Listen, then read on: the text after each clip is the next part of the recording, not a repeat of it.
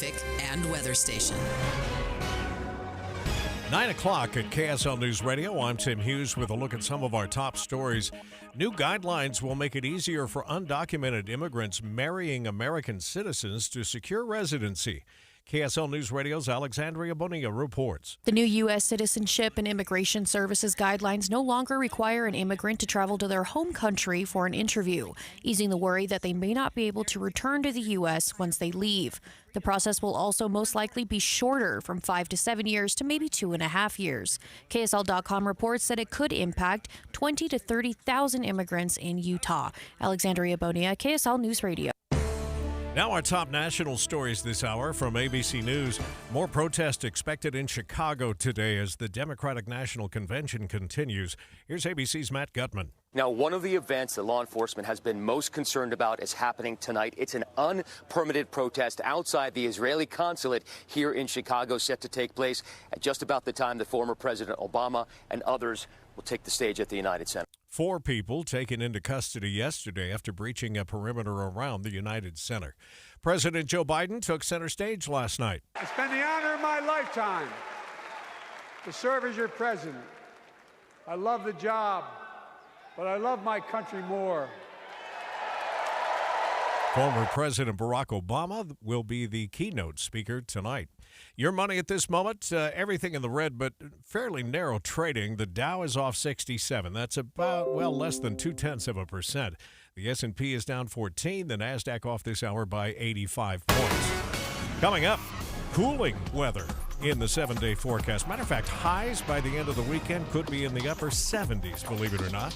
We'll check it next. KSL News Time 9:02. News doesn't just mean information or dates. It's the story of our local history being told in real time. Be a part of the story. This is Tim Hughes and Amanda Dixon. We hope to be a part of your story. We have you covered on KSL News Radio. Hi everyone, it's Congressman Blake Moore here. One of my top priorities in Congress is addressing our crippling national debt, which has surpassed $35 trillion for the first time in American history. For the sake of the next generation's ability to achieve the American dream, Congress must take action to rein in our government spending and more efficiently and responsibly spend our federal resources. I'm working hard in Congress to craft policy proposals that lower our spending and deficits. On the House Budget Committee, we introduced our budget resolution for fiscal year 2025. According to the Budget Committee majority, this resolution proposes no new taxes, grows the economy over 3 times faster than the debt, balances the budget in 10 years, and much more. We've also passed through committee common sense legislation that would require transparency to the American people about the state of our nation's finances so big government can be held accountable. It is an honor to bring Utah's sound fiscal policy to Washington, and I will continue to fight for the American family as we seek to give our children a better economic future. Paid for by official funds authorized by the House of Representatives.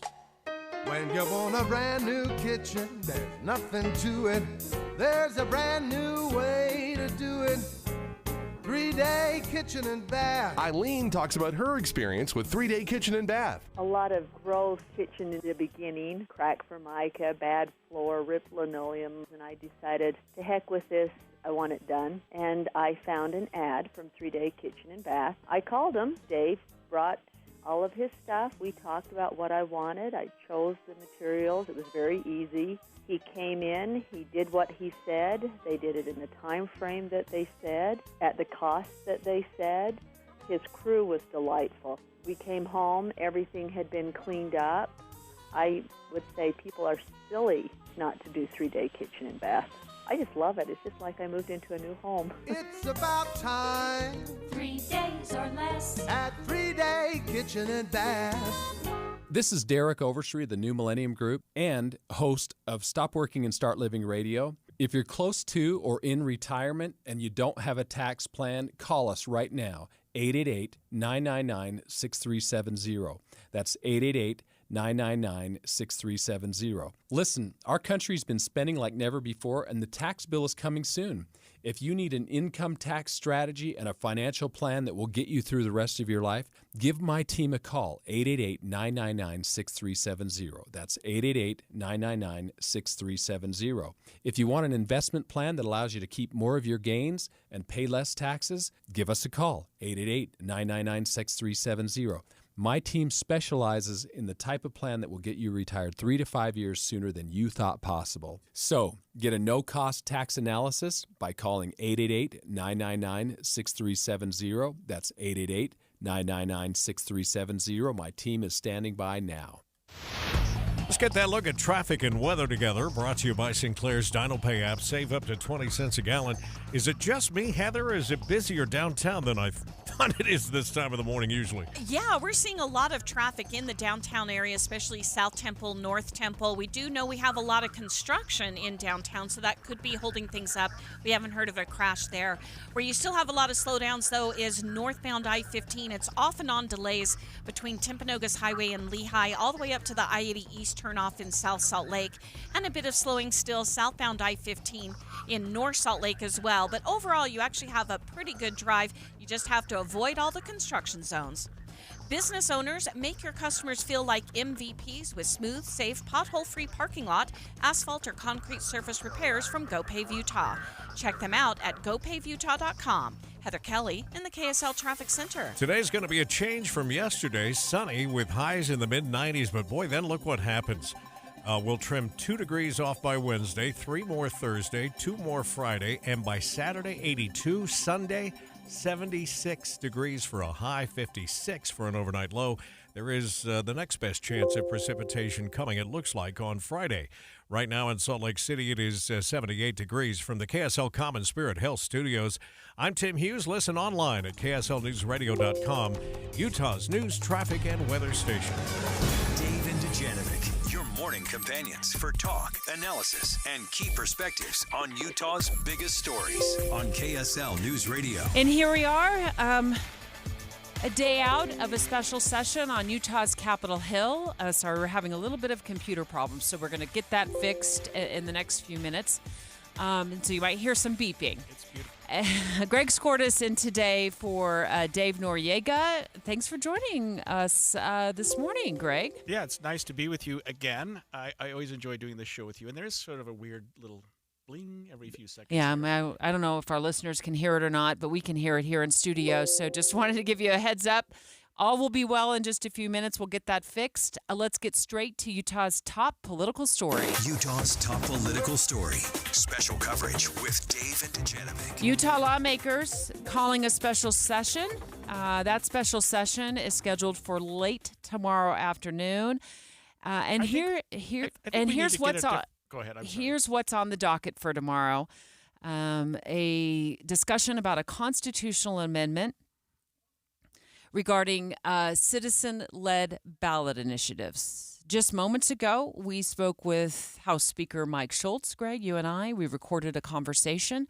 We're going to play just a short portion of that conversation right now, and then we will play the rest of that conversation in just a few minutes to get the legislature's perspective on why they're calling this special session. If we don't make these, if this constitutional amendment doesn't pass, the legislature will no longer have that ability, and we will have to live with it as it's written, and it has grave consequences to the state. Yeah, I'm just wondering if this isn't a little bit of overreaction from the legislature. And by the way, they call it a special session, but it seems to me, Debbie, that we have a special session every year. They should just call it the second session. There's nothing very special about it. But when you get 2/3 of both houses voting to get a special session, and of course that's easy when the Republicans control 2/3 of both houses, they can set one up. This time is to address the ballot initiative process and what the legislature can do in terms of tweaking that when the citizens put together a ballot initiative. This is in reaction to the Utah Supreme Court ruling that really concerns some lawmakers. Lindsay Aerts, KSL 5 Television, tracking this story. Lindsay, what's at the heart of their concerns? Yeah, Deb, well, I think at the heart of their concerns is initiatives that they believe are going to come to the ballot in 2026. So a lot of people have asked me, why is this constituted an emergency? Because the legislature can only call themselves into special session if it's deemed an emergency in the affairs of the state. And according to House Speaker Mike Schultz from our conversation yesterday, he believes that there are several initiatives already being drummed up, being thought about, being worked on, and potentially going to come to Utah. Now, keep in mind, you can only put an initiative on the ballot in a general election year. So, for example, the next time besides 24 that an initiative could go on the ballot would be 26.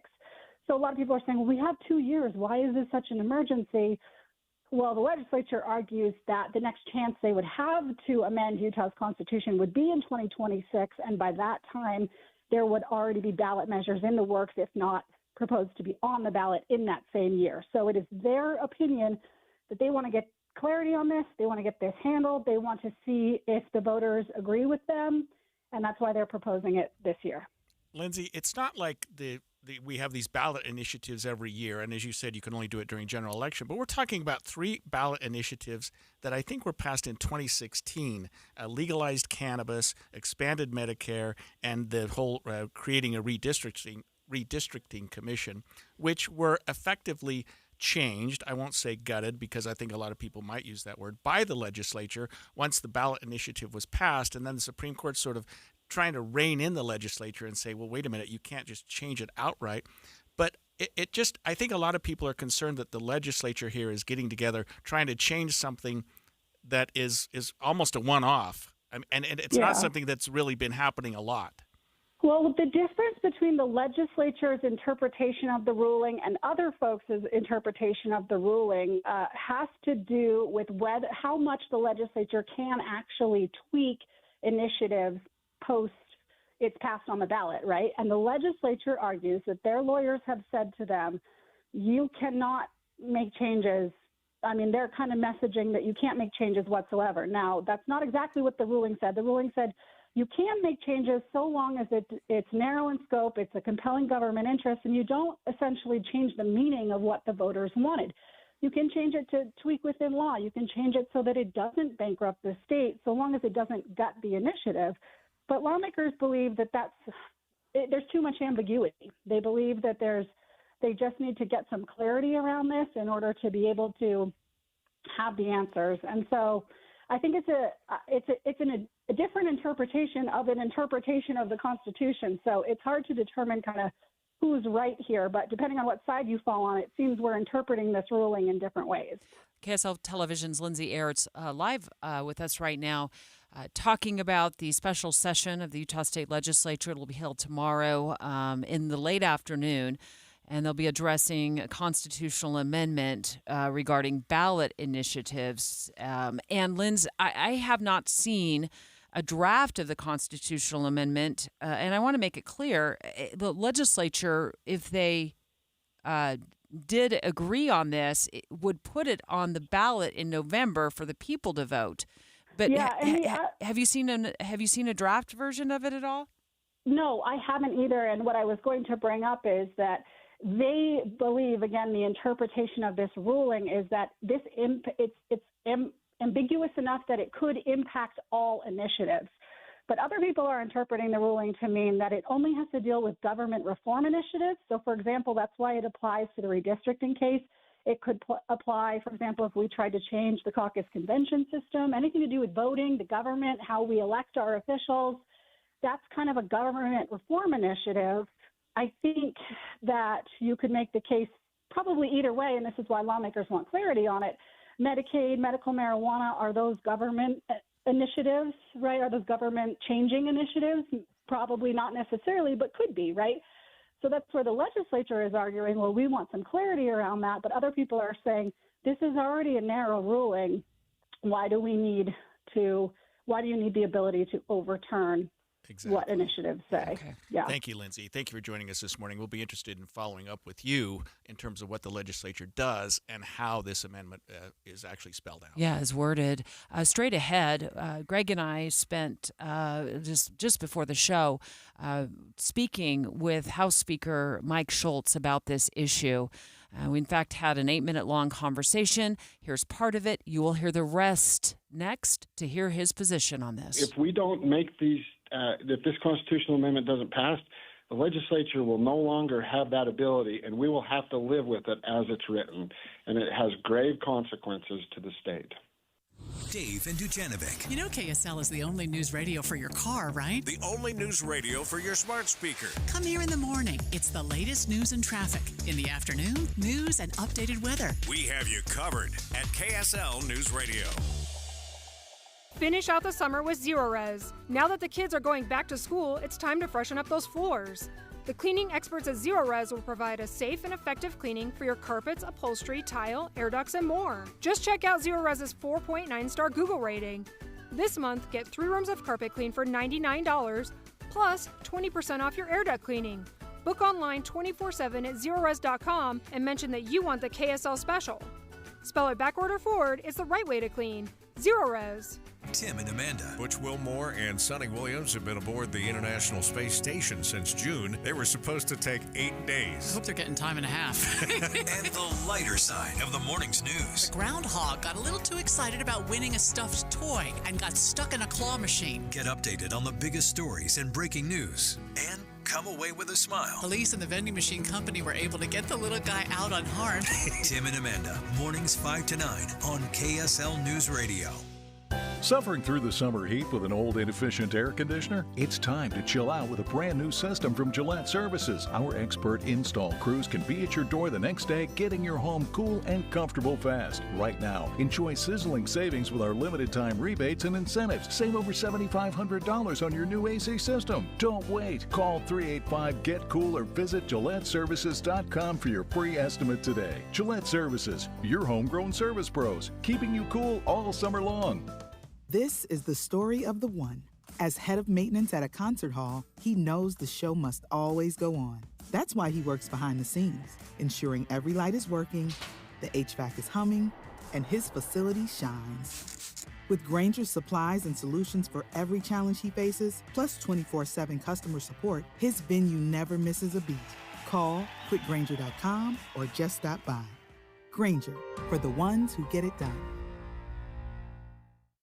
As fall approaches, you have a lot to prepare for.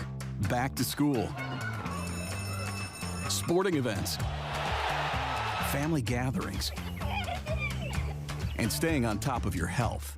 The virus that causes COVID-19 continues to evolve. So this fall, no matter what you're prepping for, you can prioritize your family's health and make a game plan for COVID-19 vaccination.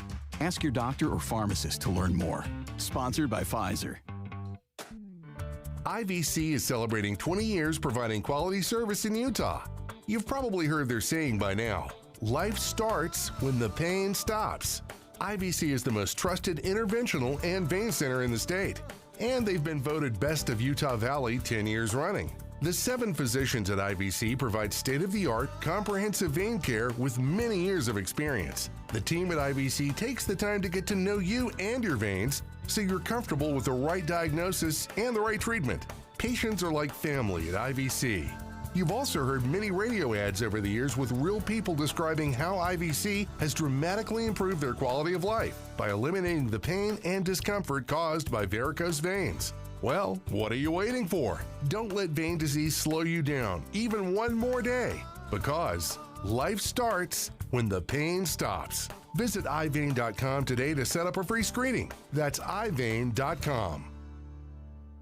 That precious cool air inside your house shouldn't be seeping out through old drafty windows, but if it does, get stylish new windows and frames at factory direct pricing from Advanced Window Products. This is Jeff Kaplan. Advanced Window Products has been building windows here in Salt Lake City for 38 years, but even if you don't need windows, they can give your interior a fresh new look with blinds, shades, and shutters from Graber. They offer custom crafted window treatments featuring the trendiest designs, premium materials, and quality without compromise. Advanced Windows offers start-to-finish service with shorter lead times so you get your custom blinds, shades, and shutters sooner. Call them for a free in-home consultation with their designers. It's a no-pressure experience, and if you need new windows, $2,500 off on 10 windows or more. Or if you need window treatments, it's Advanced Window Products, 801-850-9100. That's 801-850-9100, or go to advancedwindowsusa.com.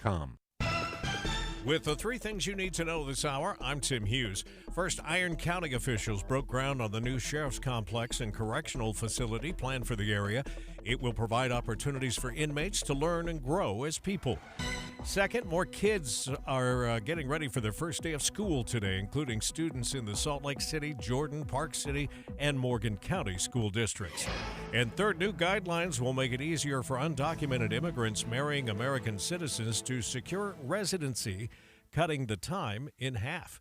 We're going to look for a high today, 96 degrees, and right now in Salt Lake City, sunny and 76. Let's get you back to David Dujanovic on KSL News Radio. David Dujanovic. The Utah legislature will meet for a special session tomorrow to decide on language for a constitutional amendment.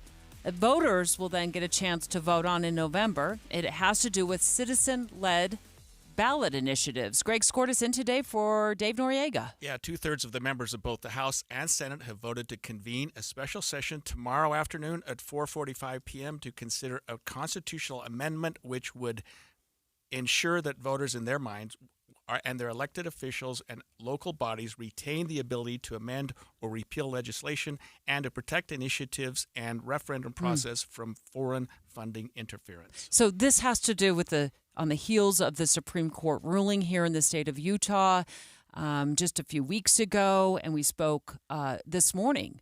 We pre-recorded an interview with House Speaker Mike Schultz talking about the legislature's position or leadership's position on why they felt it was necessary to call a special session.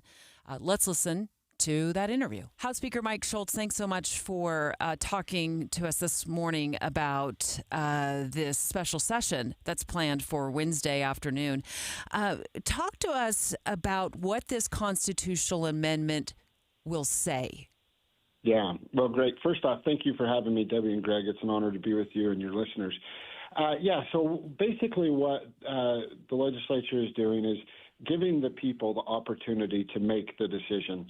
The Supreme Court came out with a decision that upends 130 years of tradition in the state and the way things have worked for the last 130 years. And so what the legislature would like to do is let it go back to the people and let the people make the decision. And so that's what the special session is about today. And so the real concern comes around ballot initiatives. And can the legislature make changes, modifications to ballot initiatives, or do they just become super laws that can never be changed? And so we would like, as a legislature, to continue to have the authority to make changes as needed to the ballot initiatives, because a lot of times what the voters pass just doesn't work. And so we need to be able to have that ability to come in and make changes and modifications to it to make it work.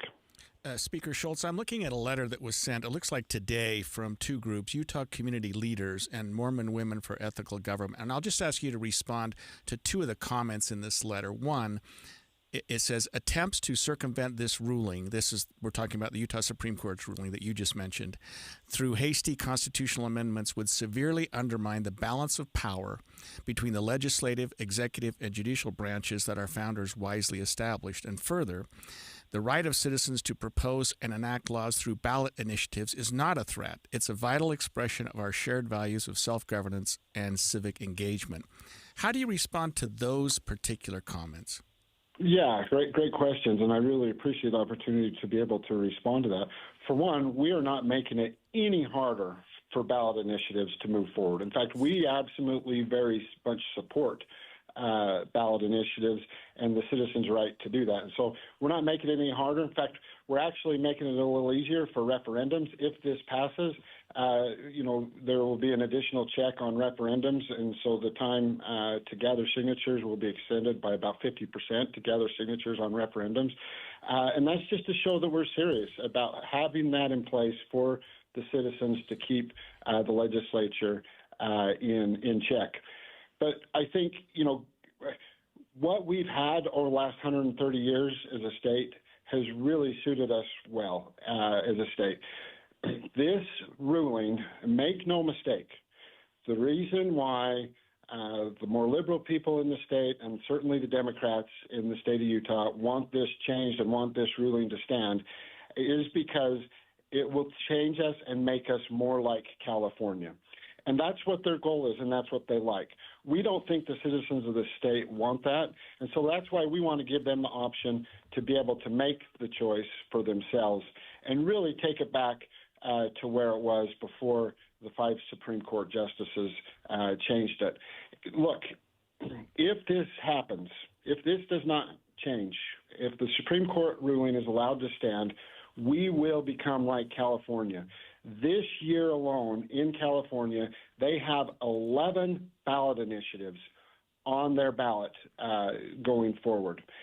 The bills that they can't get past, even that leftist group legislature in California, they take to the people and to the citizens. And what they do is they take a shiny object that they think the citizens will like, and they advertise it, and they put it in there, and they say, vote for this because of this and this and this. And they know that the citizens are not going to read everything that's in that bill. And so they will put all this other stuff in the bill. They won't advertise it, and the citizens don't know what they're voting for, but then they're on the hook for it once it passes. And that we saw that happen with Medicaid expansion in the state of Utah, and we saw that happen with medical marijuana in the state of Utah. Medical marijuana was not medical marijuana. It was recreational marijuana. And the legislature, when the citizens passed that, we kept the medical marijuana part. In fact, we actually made it better, and we got rid of the recreational marijuana part. And we think that's what the voters wanted.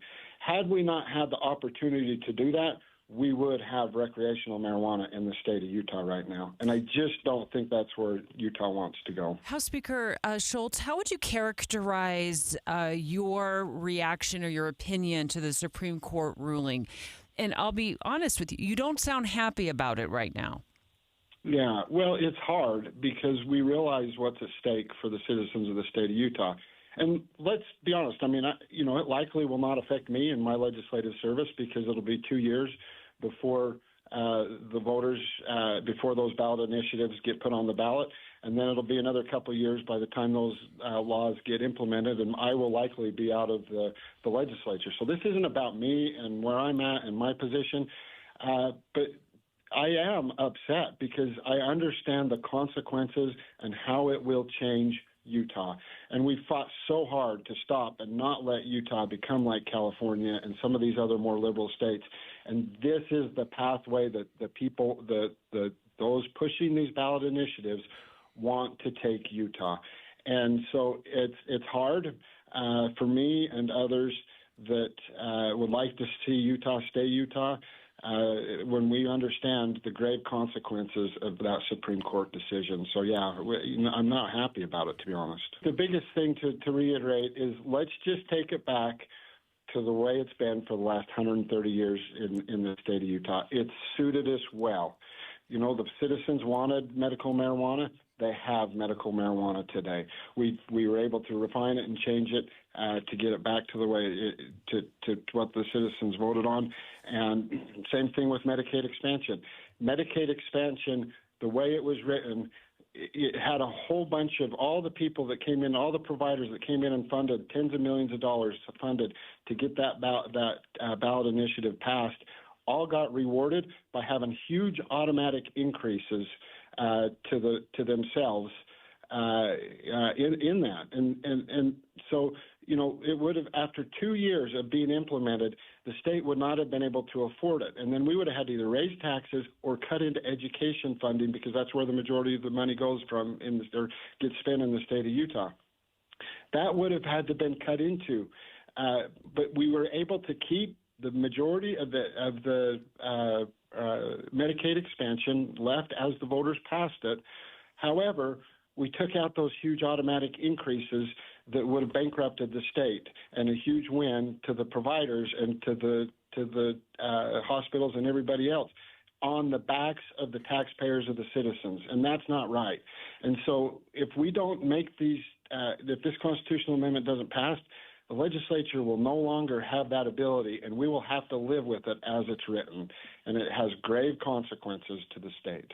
Speaker Schultz, thank you for joining us this morning, and we'll be interested in seeing the exact language of this constitutional amendment. Again, thank you for joining us this morning. Thanks for having me. I really appreciate it. That was our pre-recorded conversation this morning at 8:45 with House Speaker Mike Schultz Greg Skordas, you are a political observer. You at one time even ran for political office here in Utah. Maybe it's more than once. 3 times, yes. You're also an attorney. You're sort of your legal eagle analysis of what's going on here. Yeah, this is a response to the unanimous Supreme Court opinion recently regarding ballot initiatives. And the Supreme Court saying, look, when the citizens produce and propose a ballot initiative, they're creating the law.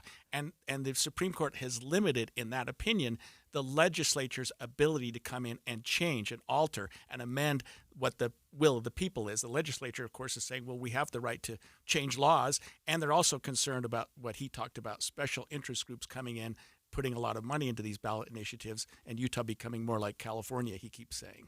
Yeah, we will, of course, be covering that special session as it happens tomorrow afternoon, late in the afternoon, right here at KSL News Radio. And if you have just caught on to this conversation, Greg Skordas and I are going to revisit it, go in depth. It's a big political story happening here in Utah this week. In the 11 o'clock hour, you and I will tackle it once again. 9:30 at KSL News Radio. I'm Tim Hughes. Let's look at some of our top stories this half hour. More kids are having their first day of school today, including students in the Salt Lake City, Jordan, Park City, Morgan County school districts. Tomorrow, kids in the Weber District head back to class. Kids up in the Cache County will head back on Thursday. Box Elder County School District, the Box Elder School District students head back on Monday.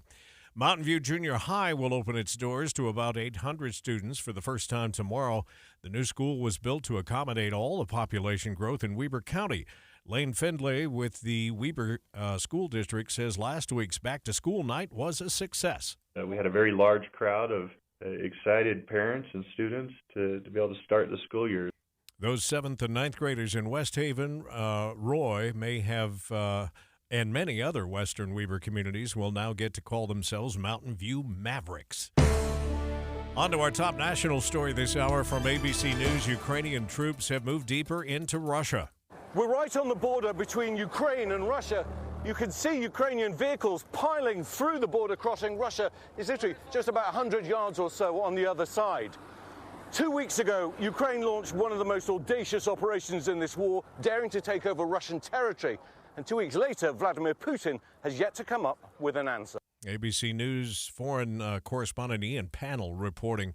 Your money at this moment, the markets are trending down. We're off 119 now on the Dow. The S&P is down by about 14 points, and the NASDAQ off by about 0.4% with a loss of 68 this hour. Coming up, a hot day today. We'll stay out of the triple digits, but it cools from here on through the 7-day period. More on that in a minute. KSL News Time, 9:32.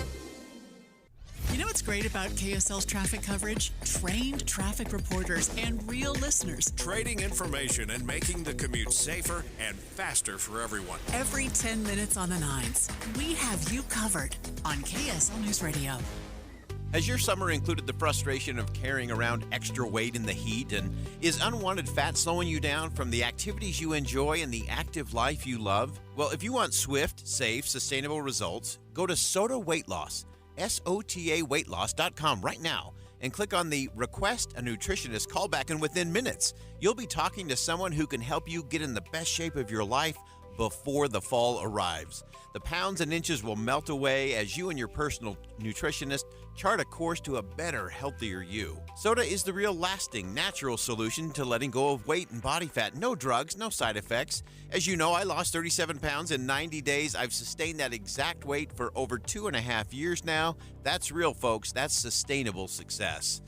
As always, when it comes to your SOTA weight loss journey, there's no time to lose, only time to win. So start winning and end your summer strong. Go to SOTAweightloss.com, SOTAweightloss.com. Introducing Peach Doors and Windows. Are you ready to upgrade your home with stunning new windows but are overwhelmed with how to begin? Look no further than Peach Windows. You know at Peach, they are all about giving you options. Peach offers a wide selection of wood windows, sleek modern black metal frames, European tilt and turn windows, plus much, much more. It's not just about looks, it's about durability and security to protect what matters most. Let them help you find the perfect match for your home, budget, and personal style. Visit their showroom and see for yourself. No pushy sales tactics, only guidance from their experienced staff. No inflated markups just to offer so-called discounts. See their 5-star reviews where customers rate them on their attention to detail through every step of the sale and installation process. Amazing home transformations begin with windows and doors. Serving Logan to St. George, just Google Peach Building to see for yourself. Tim and Amanda. One of the things I love about radio is that we are all hearing it at the same time. One of the differences between that and just scrolling on your phone is that I don't know when that story was posted. Maybe an hour ago, maybe 3 days ago. To your point about who wrote it, where did it come from, and is it dated information? Our hope every day is that we can provide a more broad spectrum of information on a single topic that you can then take and make decisions on your own. Utah's Morning News between 5 and 9 on KSL News Radio. Time again for traffic and weather together, brought to you by Sinclair's DinoPay app. Save up to 20 cents a gallon. Let's head back over to the traffic center and Heather. Things are still crawling along if you're northbound I-15 coming out of Utah County from the point of the mountain all the way past Bangerter Highway, now up to about 106 South in Sandy. We did have a crash right near 106 South. Looks like there's only one car left of the crash. It's over of the right shoulder, so it's going to take time for traffic to return to normal speeds.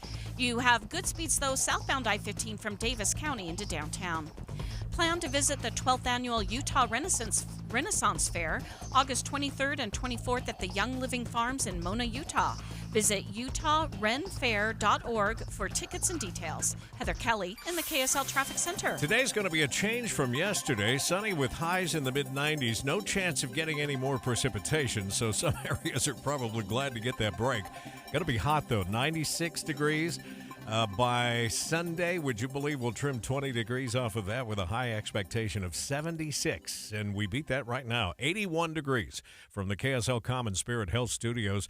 Remember to listen online at KSLNewsRadio.com. We're Utah's news, traffic, and weather station. Dave and Dujanovic, your morning companions for talk, analysis, and key perspectives on Utah's biggest stories on KSL News Radio. The Democratic National Convention.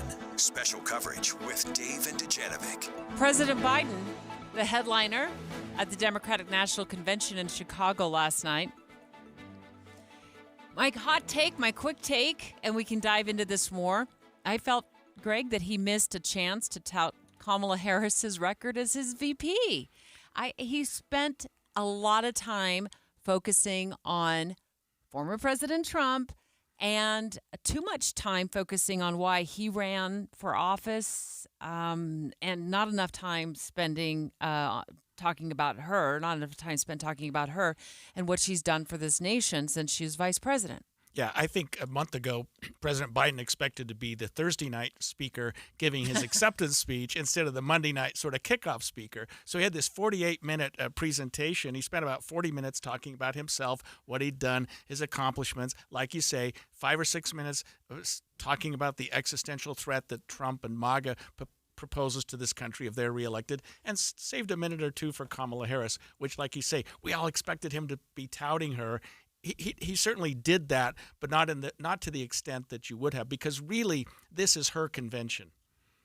It felt like maybe he was the one running for president. Right. I wasn't sure that at some point if he had gotten the memo that he had bowed out of the race and passed the baton to her. But look, here's why I think it's important. I have been, listening to a lot of news coverage, interviews from, undecided voters. The New York Times, in fact, the headline from earlier this week is, "To undecided voters, Harris is famous but unknown. They want to learn more." Yeah, they want to learn more. And let's talk about, how Biden really took that moment and turned it into a speech about himself. I raised my right hand and I swore an oath to you and to God to preserve, protect, and defend the Constitution. I wasn't looking to the past. I was looking to the future. I spoke of the work at hand, but I ran with a deep conviction. In America, I know and believe where honesty dignity, decency still matter. I. Yeah. It was a perfect opportunity, and I know he has to talk about what he did. He has to tout what he's done. He has to tout the Democratic principles, the Democratic agenda, and the fact that he's leaving the country in better shape than he found it. I think that's important. But he's got to do the handoff, Debbie. He's got to make this pass the baton, if you will, and say, and Kamala Harris was very much a part of this. And in terms of his administration, he missed that opportunity. And maybe it was intentional. Maybe the Democrats have this thing choreographed different than some of us would have expected, which is, hey, let's bring her out early and often, instead of saying, let's talk about what Biden has done, spend the first day on that, and then slowly graduate into, and where is Kamala going to take us going forward? As I listened to it, I thought perhaps what the Democrats are trying to accomplish here is a ride to November on the enthusiasm train as opposed to getting on the substance train. In fact, for most of his speech, and as you said, it was the better part of an hour. Right. I felt like when he did mention Kamala Harris, President Biden mentioned her almost as an afterthought, and yeah, her too. I made a commitment to you that I'd be a president for all Americans. We have done that. When I say we, I mean Kamala and me. But look, I feel that the Democrats have to be conscientious that of this headline in the New York Times. To undecided voters, Harris is famous but unknown. This is an opportunity to give us a resume. What has she done on your watch, Mr. President? As vice president, what was she assigned to do, and what were her accomplishments? What did she work toward on the economy, on the border, okay, which has been kind of, has been a disaster for her, quite frankly, right? I mean, was made the quote-unquote border czar, even though I don't know that's an exact title, but Republicans have been using that against her. What has she done on foreign policy? Instead, about 15 minutes in, I heard something about Big Pharma. As a young senator beginning to fight to give Medicare the power to negotiate lower prescription drug prices, we finally beat Big Pharma. And guess who cast the tie-breaking vote? Vice President, soon-to-be President Kamala Harris. Let me ask you this, just as a thought. What we're doing and what we're seeing in American politics right now is attacks on the other candidate. What you did wrong, what you did wrong, what you did wrong. And now you're talking today, and we are both, about what did Kamala Harris do right. Maybe it's better to keep her down a little bit and not talk about her accomplishments, because that would be the quickest way for the other party to jump on her failures. When you say we don't know much about her, we're also saying we don't know much negative about her. And I think that there's something to be said about that. We've got to flush her out eventually. This is her convention. By Thursday night, we're going to know her agenda. We're going to know where she is. We're going to know what she's about. But right now, I think we're looking at, hey, the Democrats are doing okay. She's been quiet. She hasn't done anything wrong. She hasn't done anything embarrassing so far. But at some point, you're right, we have to flush her out. We need to say, what are you going to do? What have you done for me lately? And where are we going to be a year from now if you're our president? I felt it was a glaring miss, though. I thought President Biden had a big swing and a miss, a big opportunity, a softball opportunity, if you will, a slow-pitch softball opportunity. This is the Democratic National Convention. It is their convention. It is their stage. It is their podium. It is their audience. It is their crowd. It is their applause track. He can talk about all of the great things he feels he has done for the country and somehow include her and her accomplishments so the rest of Americans who are listening to the speech can get some sort of idea of how he feels about the work that she's accomplished. On the other hand, though, Debbie, he's stepping down, he's stepping aside, and he's taken the high road in a lot of people's opinion about that. So let him have his day. Let him have his last moment in the sun and let him ride off into the sunset. And pat himself on the back. Yeah, and pat himself on the back. I mean, he received huge applause, and he was very well spoken. I mean, he was there. He nailed it for 48 minutes. He nailed it, and that was not something we've seen from Biden in the past. So, and apparently, when it was over, he left. He's not going to be at the convention any longer. So maybe he had his day. The Democrats can feel good about what he did. He left on a high note, having slayed the dragon, if you want to say that, from the Democrats' perspective, and he's ready to hand off to the next generation. All right, that's Greg's take. You've heard my take. Straight ahead, a well-known Utah Democrat back in Chicago, joining us with her take. But Biden did spend a lot of time talking about former President Trump. Donald Trump promised infrastructure week every week for 4 years, and he never built a damn thing. I felt he spent a lot more time talking about President Trump and trying to point out what he believes are Trump's failures than he did talking about his own vice president, who's now the Democratic nominee to be the next president. Let's dive into that straight ahead. Dave and Dujanovic. Dave and Debbie go out of their way to make sure you hear all sides of a story. They're working the phones to get several viewpoints on for you. Hi, it's Tim and Amanda. We get you the full story, too. We have you covered on KSL News Radio.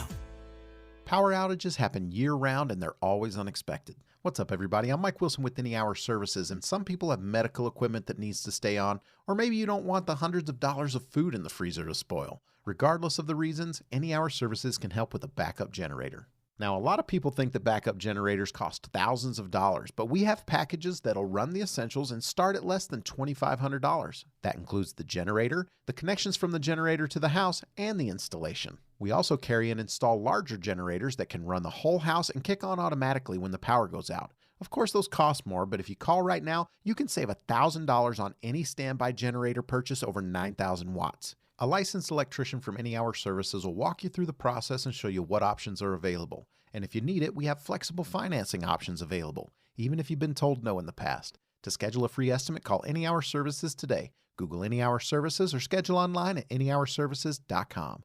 No one helps more homeowners than Any Hour Services. At KSL News Radio, we have a 30-year legacy of honoring Utah teachers, but we can't do it without your help. Please tell us about an important teacher in your life on the KSL Teacher Tribute Wall, presented by Cypress Credit Union. Each month, one lucky teacher wins a $500 gift card from Cypress Credit Union, a $250 gift card to Harmon's, plus season tickets to Hale Center Theater. Say thanks to your teacher today at kslnewsradio.com/teacher from Cypress Credit Union and KSL News Radio. We just want to have enough money for retirement. And travel to visit our grandchildren. I understand. That's why at Fisher Investments, we start by getting to know each other, so I can learn about your family, lifestyle, goals, and needs, allowing us to tailor your portfolio. What about commission-based products? We don't sell those. We're a fiduciary, obligated to act in your best interest. So how do your management fees work? We have a simple management fee based on the value of your portfolio, so we do better when you do better. We appreciate that kind of transparency. We also check in with you regularly to keep you up to date on the markets and your portfolio. What other services do you offer? As a client, you have access to resources on investing, financial planning, estate planning, Social Security, Medicare, and more. Wow, it sounds like Fisher Investments has everything we need. At Fisher Investments, we're clearly different. Learn more at fisherinvestments.com. Investing in securities involves the risk of loss. At Common Spirit Health, we know that lifelong health and well-being starts with primary care. So we have doctors and providers who see you, hear you, know you, and understand you. Because understanding you means understanding your needs. And that leads to a deeper knowledge of the prevention, wellness, and treatment options that may be best for you. It's primary care that treats your whole family like family. It's primary care with human kindness. Discover all the ways you can find and connect with a primary care provider at mountain.commonspirit.org. Master Electrical Services, home of the upfront pricing guarantee. Paid for by government. Did you hear? A secret hoard of 1932 $10 gold Indian coins have been found. These gorgeous 1932 gold coins are as bright and shiny as the day they were struck, and less than 500 of these gold coins are available. Coin experts are calling the secret U.S. gold coin discovery a once-in-a-lifetime opportunity, and you can own a piece of the hoard. When you call, you are guaranteed a 1932 dated gold coin featuring Lady Liberty with an Indian war headdress and a majestic eagle. With limited availability, you must call now. These 1932 dated gold coins are still in uncirculated condition with with brilliant luster that is 92 years of history you can hold in your hand. To learn more, call 1-800-495-6468. Call now and you'll receive a free bonus over a $55 value free with every order. Call 1-800-495-6468 now to secure your 1932 $10 gold Indian coins before they sell out. Don't wait. You must act fast. Call now. Hey, I'm Casey Scott, and I have a podcast called Project Recovery, inspiring stories about going from rock bottom to living addiction-free. Follow us on KSLPodcast.com or wherever you get your podcasts. With the 3 things you need to know this hour, I'm Tim Hughes. First, the Zion National Park shuttle service will be limited for the next few days over a safety issue. Expect delays at the stops in town and the park. Second, South Salt Lake may be getting another emergency shelter this year by remodeling a Motel 6. And third, there are 550 cities in the U.S. with an average home price of over $1 million. 6 of them are here in Utah. We're going to look for a hot day today, 96 for a high, and right now in Salt Lake City, it's 81 degrees. Let's get you back to Dave and Dujanovic on KSL News Radio. Dave and Dujanovic. The Democratic National Convention. Special coverage with Dave and Dujanovic. And we're going to go live to Chicago in just a moment. I listened to President Biden's speech last night, as did my co-host Greg Skordas, also co-host of KSL at Night, and a well-known attorney here in Utah. And I noticed that President Biden spent a lot of time, of course, he was the headliner last night, talking about himself and talking about former President Trump. Donald Trump promised infrastructure week every week for 4 years, and he never built a damn thing. Yeah, I mean, Biden is in a better position than Kamala Harris to attack Trump and to make people feel like Trump was a failure and a disaster. I think Harris needs to talk about herself. She needs to talk about what she's going to do. So, yeah, put Biden on, put him out at the outset, have him attack former President Trump. And I'm sure there will be others. But when Harris gets on her moment of glory, which will be Thursday night, her acceptance speech, I think she's going to talk about herself. So I think Biden did her a favor by taking the shots at Trump that needed to be taken by the Democrats in anticipation of her taking the high road. And I was expecting him to talk much more about Kamala Harris's resume as his vice president. Sure. I thought that was a miss on his part. Darlene McDonald. Last time I think we talked to you, you were running for Congress against Burgess Owens, and now here you are at the Democratic National Convention. You're a delegate for Utah? Yes, I am. Well, I am the National Committee Woman, the DNC National Committee Woman for Utah. Oh, that's great. So I am here. Yes. Congratulations. Were you, I felt disappointed, actually, or surprised, I guess is probably a better word, that President Biden didn't seize a moment last night to really tout Kamala Harris's record as vice president, which I guess left me wondering if he feels like she has a very deep resume. But maybe you're going to push back on me on that and you disagree with me. What are your thoughts? Oh, you nailed it. I absolutely disagree with you. Let's hear it. Go ahead, Darlene. Yes. Kamala Harris, her resume, well, first and foremost, is thank you very much for having me on. And it speaks for itself. The role of President Biden in this particular situation is to talk about what distinguished Vice President Harris, now the candidate for president for the Democratic Party, from Donald Trump, and why people should remember what it was like under the former President Donald Trump. And President Biden, he fulfilled that role. That was his job. And when Kamala Harris comes on Thursday to speak with the American people in the country about why she should be elected president on November 5th, she will talk about her resume at that point. But all the surrogates, including President Biden, will talk about why we should not elect Donald Trump. Darlene, talk to our listeners about the mood in the room when President Biden spoke. And we're looking at him in an entirely different light than we were a month ago. He was closely under the microscope. People were listening to his words, listening to him fumble.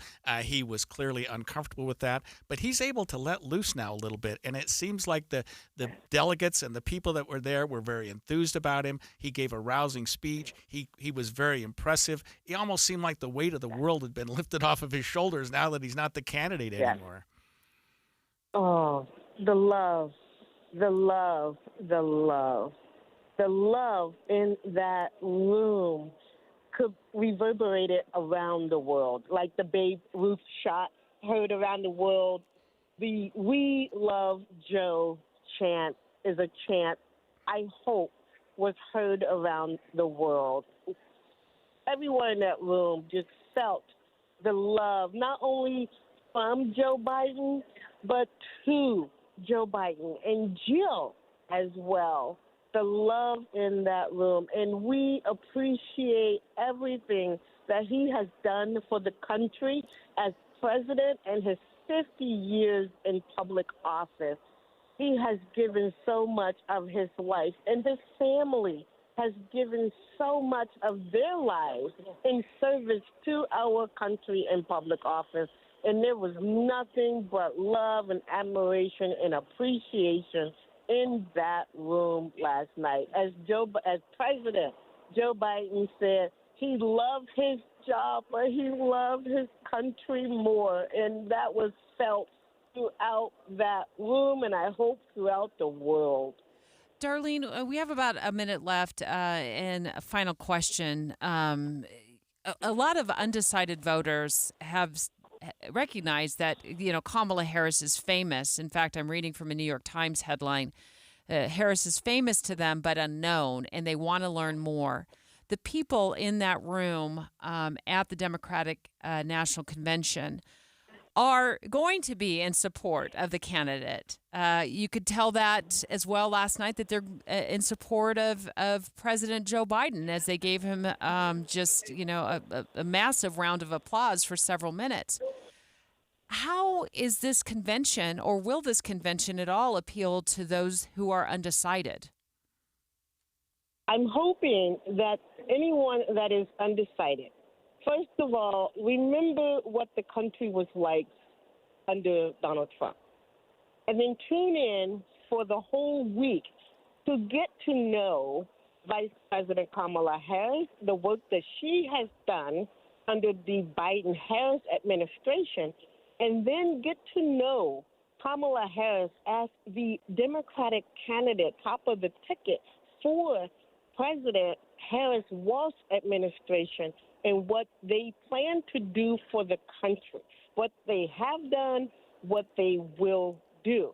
This is a wonderful opportunity to not only get to know who she is, but also look at the Democratic Party and see the difference in the Democratic Party and what we are presenting to America this week. The love that is in this room, the joy that we have, that we are not denigrating people that are different from us. This is America, and our diversity is our strength. And that is no matter who you are, where you're from, who you love, how you worship, you are welcome in America. This is who we are, and you feel it, see it in this room today and all week. So come on over to the Democratic Party. We would love to have you. And you can, if you need to know more about Kamala Harris, there's a website, Kamala Harris for President, or just reach out to any of us in the Utah Democratic Party, and we would love to talk to you about why you should vote for the Harris-Walsh ticket. That was Darlene McDonald, Utah's current Democratic Party National Committee woman, who's apparently on the floor now. You could hear the background noise. Tonight's main speaker is going to be former President Obama, Greg. Yeah, and I think now we can start focusing on Kamala Harris, because President Obama is not going to talk about his great accomplishments. And I think we owed it to, she said the love. She must have said love 10 times during an interview about President Biden. Sure, that's great. He's gone. He stepped out. He's on a plane. He's probably back in D.C. Who knows where he is. Let's talk about Kamala Harris. And I think Barack Obama, because he is so well loved. Talk about President Biden. The Democrats love Barack Obama. I mean, he was a. So you'd expect his speech I would expect tonight. him to be a rousing speech, and I think he's going to talk about Kamala Harris more than anything else. All right. Well, we'll be listening, and of course, we'll be talking about it tomorrow right here on the Dave and Dujanovic show, going live once again to Chicago to keep our finger on the pulse of the Democratic National Convention. Straight up head. Well, at first it became clear that former Congressman George Santos had fabricated his resume to win over the hearts of New York voters. Then a criminal investigation led to a list of charges for misusing campaign funds. The reality is it's a witch hunt because it makes no sense. Oh, guess he doesn't think it's a witch hunt anymore. More on that next. KSL FM Midvale. KSL Salt Lake City. From the KSL Common Spirit Health Studios, this is KSL News Radio. Utah's news, traffic, and weather station. It's 10 o'clock at KSL News Radio. I'm Dan Bonas. KSL's top story this hour. The community has rallied in Fountain Green in central Utah after days of flash flooding. KSL TV spoke with City Council member Allison Agard Strait. Right now, I estimate about 2/3 of our citizens affected in one way or another with this flood. As you can see by the weather, everyone's worried it's going to happen again. A big problem in Fountain Green is that most people don't have flood insurance. Officials say 10 families have been displaced. They're hoping for grants or an emergency declaration to help bring in some assistance. Recovered the bodies of 6 hostages from a tunnel in Gaza. They were all men. 4 were over 75 years old. Hamas is still believed to be holding more than 100 hostages, including 8 Americans. The United States making another push to finalize a ceasefire agreement that could end the war in Gaza. Your money at this moment, the Dow Jones average down on the day about 40 points. The NASDAQ down about 25. And our KSL weather is going to dry out the next couple of days. That's next. KSL News Time, 10:01. We hope you have the right app on your phone for news. You probably have dozens. But the KSL News Radio app, well, it makes our live stream super easy. Plus, our talk shows are right there as podcast for your workday. That's the app for KSL News Radio. How would you like to buy select Bernina sewing machines with free embroidery software and more extras valued over $4,000? Prices are slashed. Hot deals at Dave's Bernina. At their St. George and Provo locations. Offers so good and they won't last long. Featuring 1.9% interest for 48 months on certain machines. All machines are discounted. The Bernina L Series sergers are specially priced that include free serger packages valued over $1,000. All new Berninas come with a 5-year warranty and free classes. Did you know magic is here? Come see the new Bernina 990. This is the most amazing revolutionary sewing machine in the world. Come in for exciting special pre-order offers. Dave's Bernina, 691 East St. George Boulevard and 2017 North 550 West in Provo. Hurry in for amazing bargains on trade-ins, classroom, and demo machines that come with warranties. Looking for a beautiful and functional upgrade to your home? 3 Day Blinds has you covered. At 3 Day Blinds, our free in-home design consultation makes it easy. A 3 Day Blinds design expert will help you find the window treatment solution that works best for your home's needs and style. We bring the showroom to you with loads of samples, giving you an idea of how different fabrics look in your home. Your designer also provides expert measurements and helps coordinate installation. Book your free in-home consultation by visiting 3dayblinds.com. Take control of your window treatments with Motorized by 3 Day Blinds. Whether you're at home or on vacation, you can operate your window treatments with the touch of a button using the 3 Day Blinds app. 3 Day Blinds has specialized in window treatments for more than 40 years, and it's the name people trust. At 3 Day Blinds, we have stylish and functional window treatments for any occasion. For your free custom same-day quote, schedule your free in-home design consultation now at 3dayblinds.com. That's 3dayblinds.com. This is Derek Overstreet of the New Millennium Group and host of Stop Working and Start Living Radio. If you're close to or in retirement and you don't have a tax plan, call us right now, 888-999-6370. That's 888-999-6370. Listen, our country's been spending like never before, and the tax bill is coming soon. If you need an income tax strategy and a financial plan that will get you through the rest of your life, give my team a call, 888-999-6370. That's 888-999-6370. If you want an investment plan that allows you to keep more of your gains and pay less taxes, give us a call, 888-999-6370. My team specializes in the type of plan that will get you retired 3 to 5 years sooner than you thought possible. So, get a no-cost tax analysis by calling 888-999-6370. That's 888-999-6370. My team is standing by now. Traffic and weather together brought to you by Sinclair's Dino Pay app. Save up to 20 cents per gallon. And here's Heather Kelly. Well, we've got a crash in Utah County. This is southbound I-15 right at the exit to Pleasant Grove Boulevard. The right lane and shoulder are blocked. It is slowing traffic down in the area, backed up about half a mile or so into American Fork. That's really the only delay we have across the Wasatch Front on the major freeways. You may see some congestion still on some of the larger intersections in city streets like Salt Lake, Ogden, and Clearfield. Fill up your bucket list in Box Elder County. History, recreation, wildlife, excellent dining, and shopping await you. Learn more at visitboxeldercounty.com. Sponsored by the Utah Office of Tourism. Heather Kelly in the KSL Traffic Center. It'll be warm and dry today and tomorrow with highs in the mid-90s, and we have a chance of rain moving in later this week. Right now, 81 degrees and sunny. I'm Dan Bomas from the KSL Common Spirit Health Studios. Listen online at kslnewsradio.com. We're Utah's news, traffic, and weather station.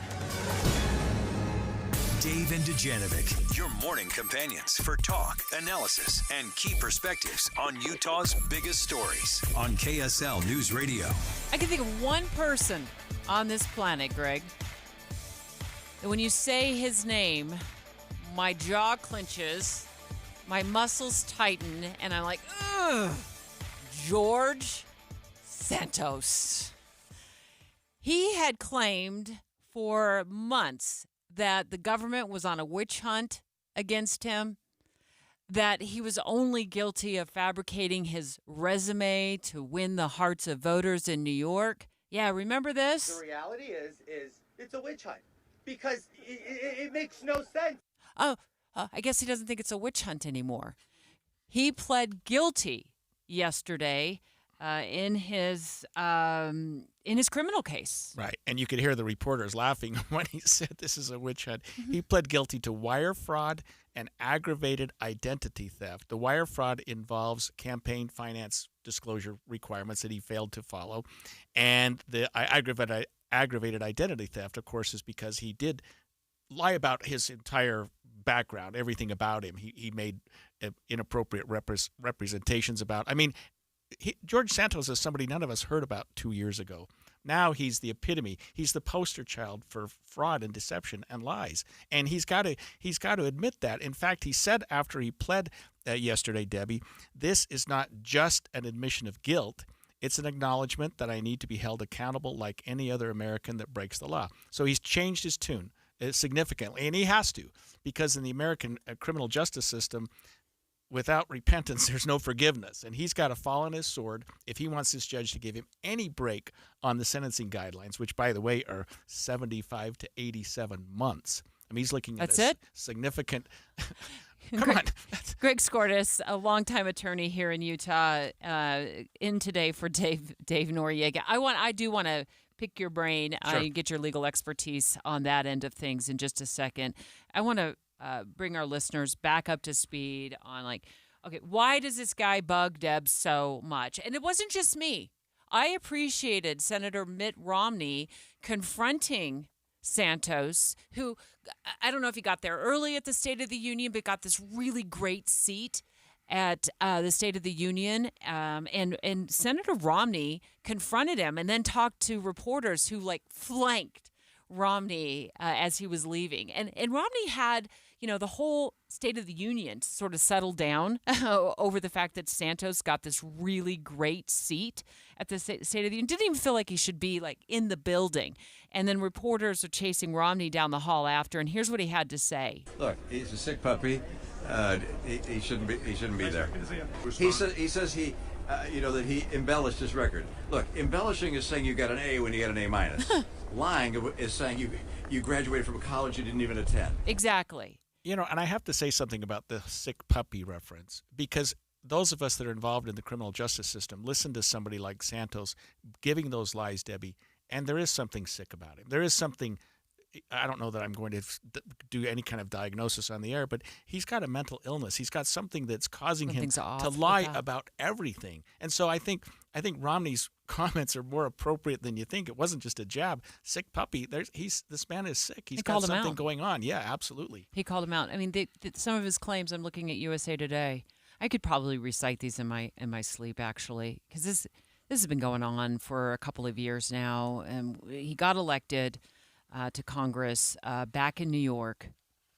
If I recall, he flipped a seat too. Yep. So he flipped his seat to Republican.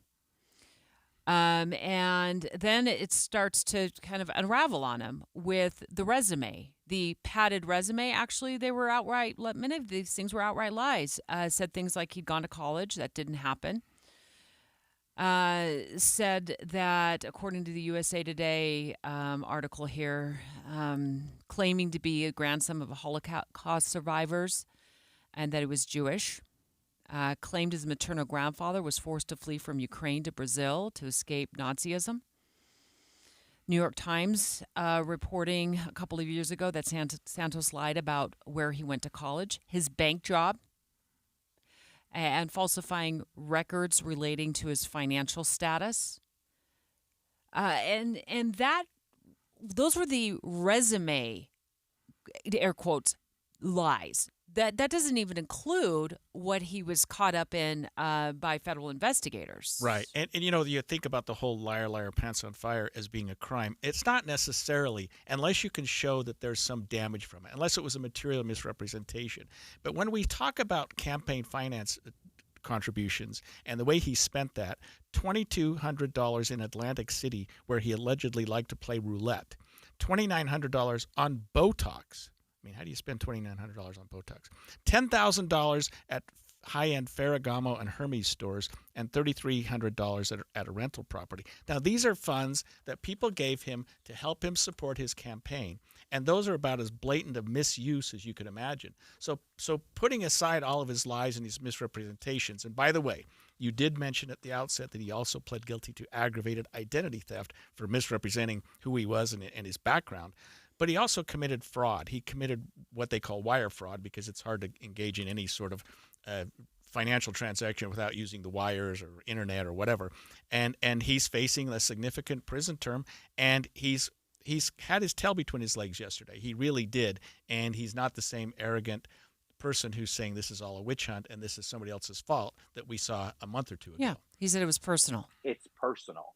Personal because I don't kiss their ass. Personal because I'm not part of their boys club. Personal because I don't care to be part of their boys club, even since from when I was a candidate. So when you go into this place, it's like cliques. It's like high school, Adam. Yeah, and that's at a point in time when Congress was trying to make the decision, the House of Representatives, like, what do we do with this guy? Yeah, he's going to be in part of the boys club at Rikers Island, I think, in a couple months. How much when time? He's serving some time. I mean, his guideline range are from anywhere from 6 to 7 years.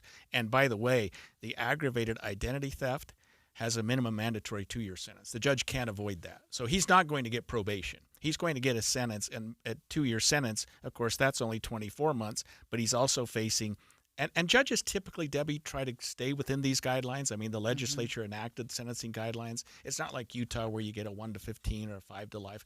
The feds give you a sentencing range, and his range for what he pled guilty to includes 75 to 87 months with the 2-year minimum mandatory. So I would expect a judge to pick a number between 75 and 87, unless the judge is particularly aggravated with him and says, I don't think the guideline range is enough. A judge can exceed that and can go below that, but they need to state a reason. This judge is not going to go under that. He's going to serve 6 or 7 years in prison, or maybe more. So what's the message here? I think that okay, don't commit crimes. They will catch you. You'll leave a digital footprint. They'll be able to follow the money. Yes, that's part of the message. I think the message for political parties is vet your candidate. Yeah, and how did this man get to win that district in New York, which is let's face it, a liberal state, a Democratic state, but it did have some Republican districts there. How did he win? How did his opponent? And you have to wonder who he lost to in 2022 to say, were you asleep at the wheel? You have all this information, all this baggage that he carried that looks like it was fairly easy to find. I mean, his background, his mother's upbringing, everything else. I mean, look, just call up Goldman Sachs where he claimed to work and say, do you have any record of this man working? Right. Companies do that all the time. I mean, that would have been your first clue. I mean, there probably would have, been other ways to vet whether he owned the assets that he claimed he owned. Vet your candidate. It becomes a waste of voters' energy. It becomes a waste of taxpayer money. Who knows? We don't know if he would have gone off and committed other crimes. These are the ones he's accused of, and he's now pled guilty to at least some of them. He faces a number of years in prison. He'll be required to pay restitution. We'll see if that happens or not. But and he's now become the poster child for political figures who lie. I mean, you'll hear people saying he's done a George Santos. He's pulling another George Santos. I mean, how would you like to have that as your legacy? Dave and Dujanovic. Current events can have a lot of moving parts. Our job is to make it easy to keep up. You're part of a bigger world, so spend 15 or 20 minutes here and be part of it. Join us weekday mornings between 5 and 9 on KSL News Radio. Look, I love talking to the owner of Master Electrical, one of the owners of Master Electrical, Steve. And the last time we met, he said, hey, I got some great news. We're combining with Mountain Home Services, which means not only can Master Electrical, of course, do all of those things you need in terms of your electrical needs inside your home, your EV chargers, your generators, that recessed lighting that you know you need in your home just to update your home. But now they can expand those services and they can help you even more with your HVAC, your heating and air, your plumbing, and other things. So give them a call, and you get that upfront pricing guarantee every time you call. And the price that they quote you up front is the price you pay when the job is done. There's no hidden fees, 100% satisfaction guarantee.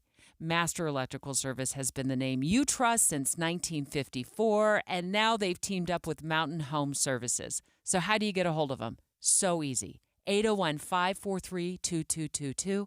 Again, 801-543-2222. Or you can look them up online at mountainhomeutah.com. The Democratic National Convention. Already, I'm happy to know that we have enough delegates to secure the nomination. What are the party's plans to move the country forward? Get full coverage mornings and afternoons and join the conversation middays. The Democratic National Convention, this week on KSL News Radio.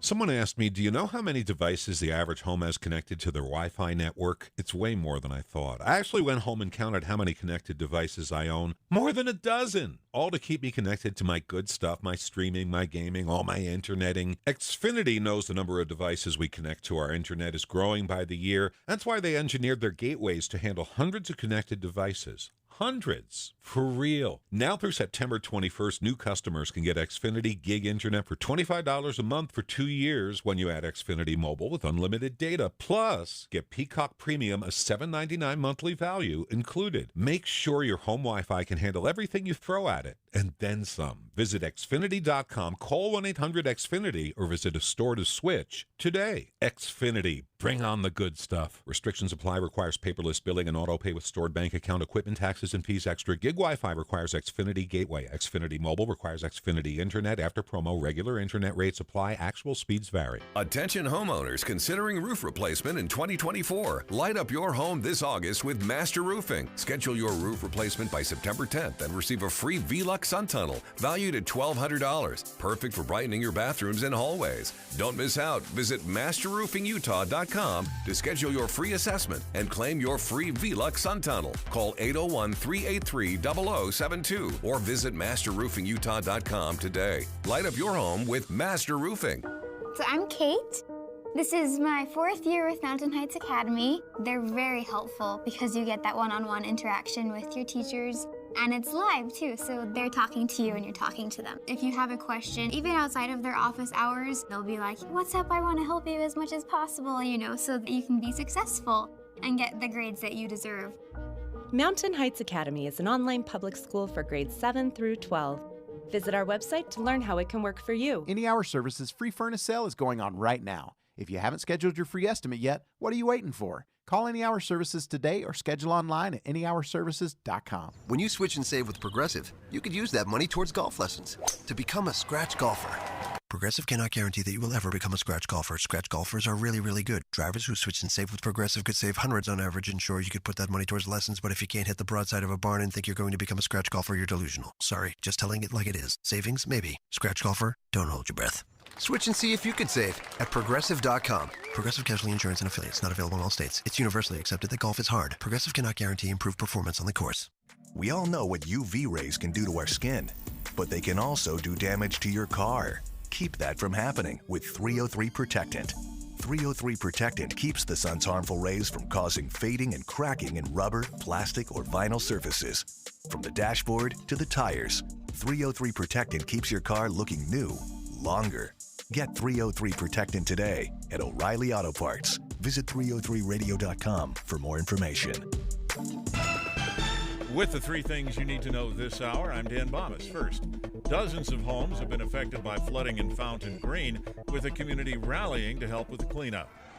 Second, Israel has recovered the bodies of 6 hostages from a tunnel in Gaza. All 6 were men.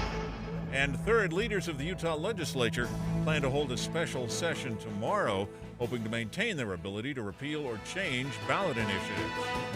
81 degrees and sunny right now. And back to Dave and Dujanovic on KSL News Radio. Dave and Dujanovic. How will the Republicans counter-program the Democratic National Convention that's going on this week? We've been live and will continue to be live throughout the week as we listen to the delegates from Utah and what their takeaways are. Of course, last night, President Biden, the big headliner. Think of the message he sends around the world when he talks about America being a failing nation. He says we're losing. He's the loser. He's dead wrong.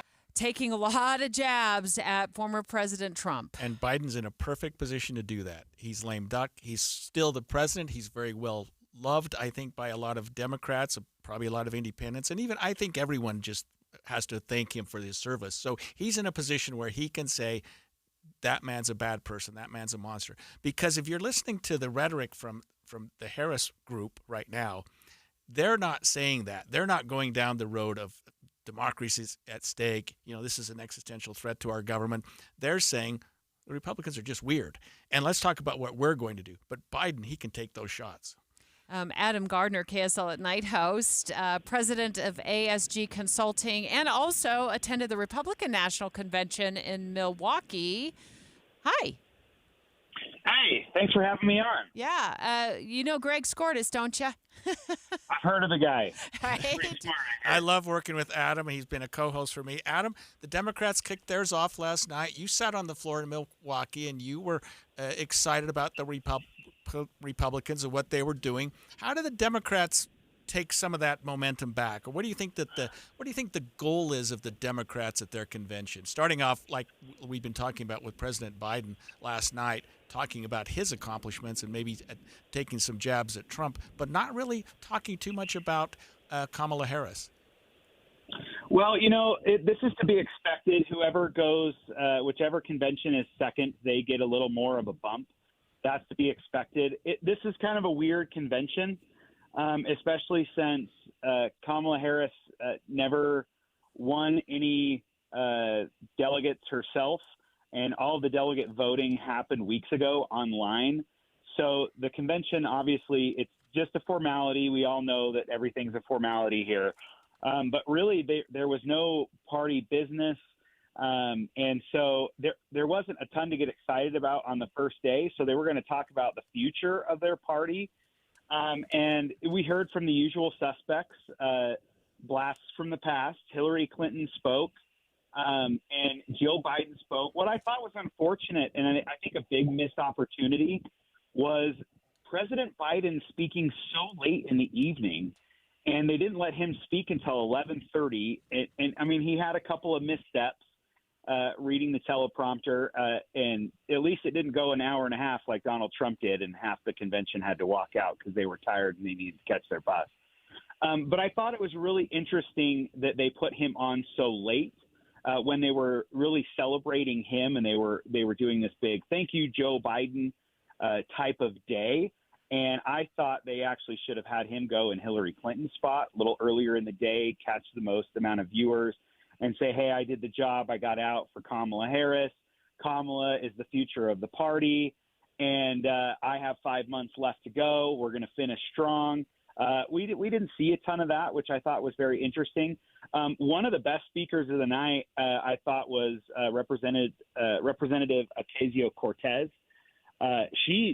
She is a firebrand, and there is zero things that I agree with her on, but man, she could fire up a crowd, and she did a really great job. And I think it would be a real problem to underestimate what kind of impact in the future she's going to have on the party. See, Adam, I felt like President Biden really missed an opportunity to speak more about Kamala Harris's record as his vice president. I just did not get, and listening to that almost 50-minute long speech, a lot out of how she and they worked together on policies, and she helped shape this policy. I didn't take that away at all from his speech. Is that a miss, or is that to be expected?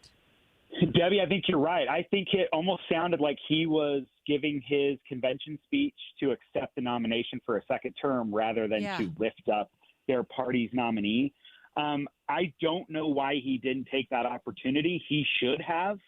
And he, if you're someone you're 80 plus years old, you've been in the Senate for 112 years, you're on the way out.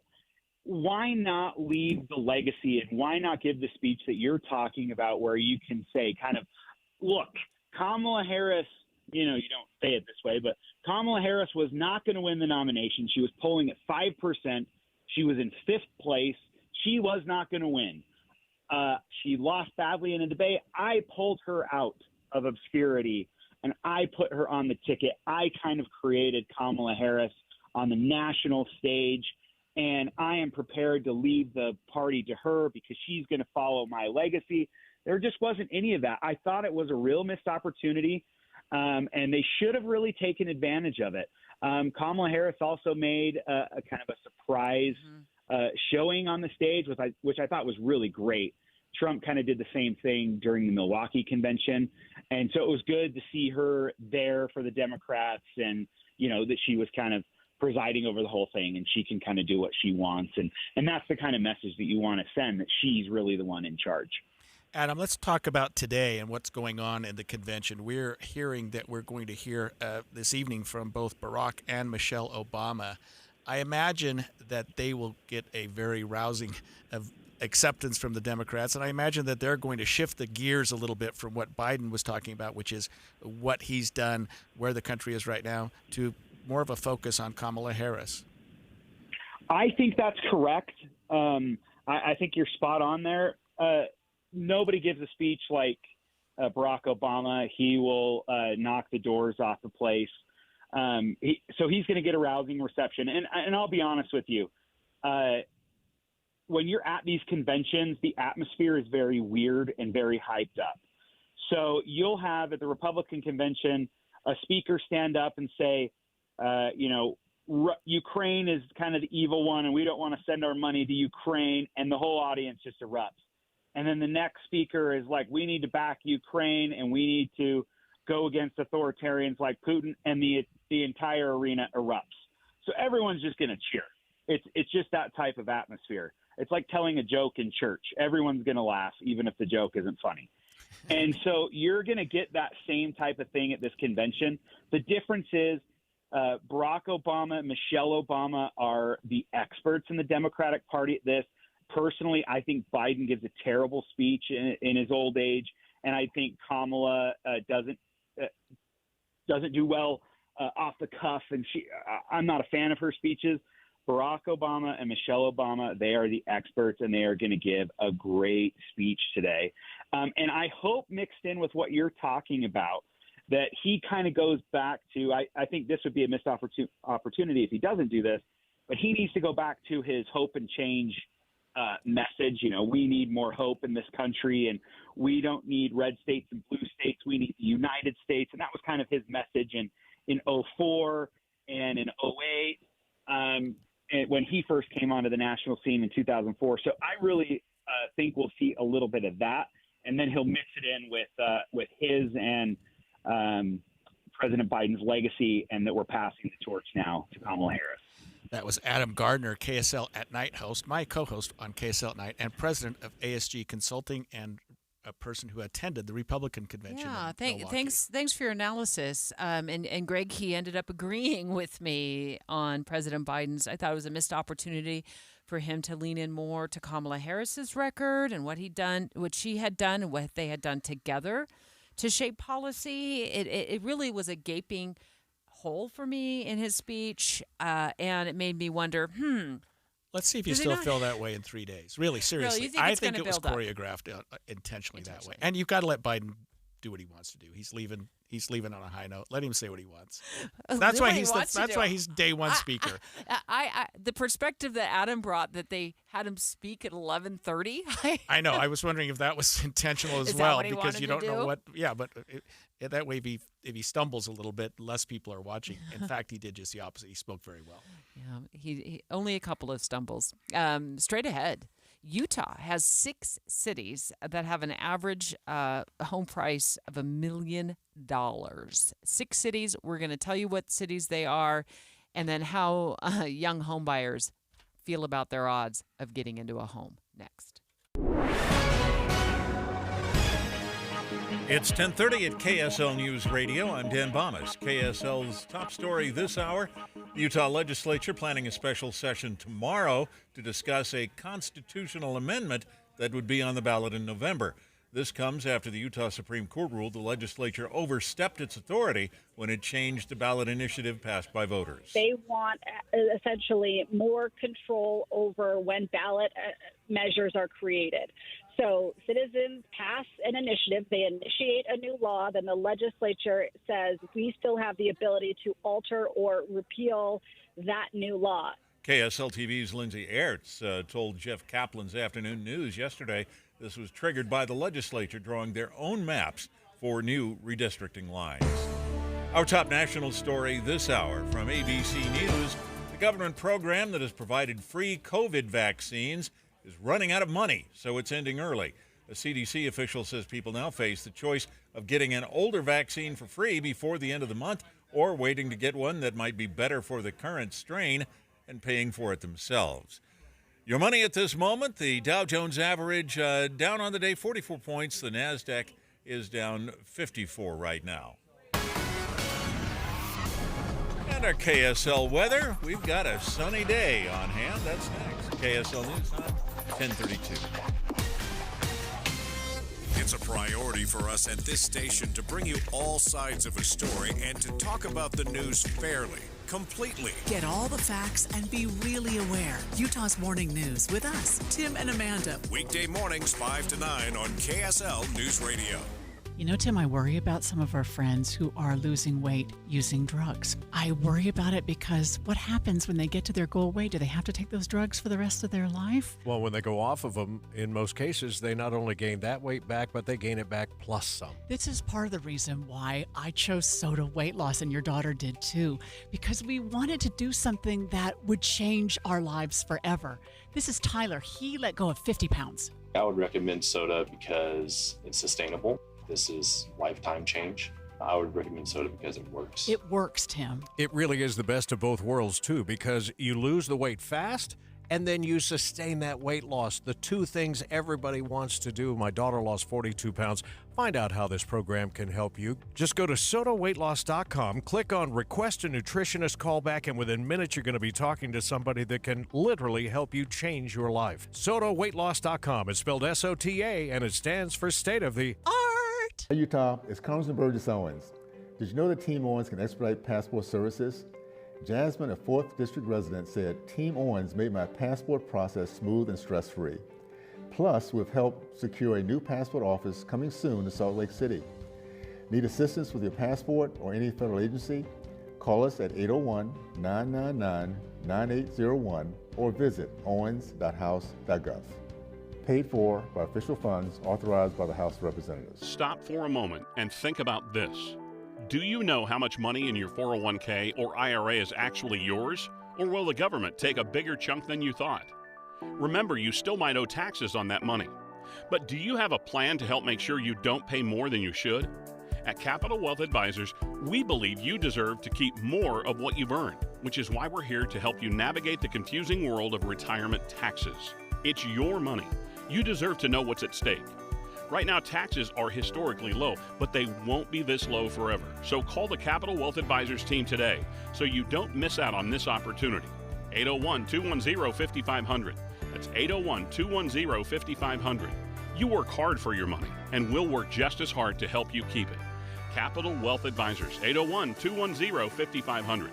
Advisory services offered through Capital Wealth Advisors, LLC, a state of Utah registered investment advisor. Firm may not give tax advice.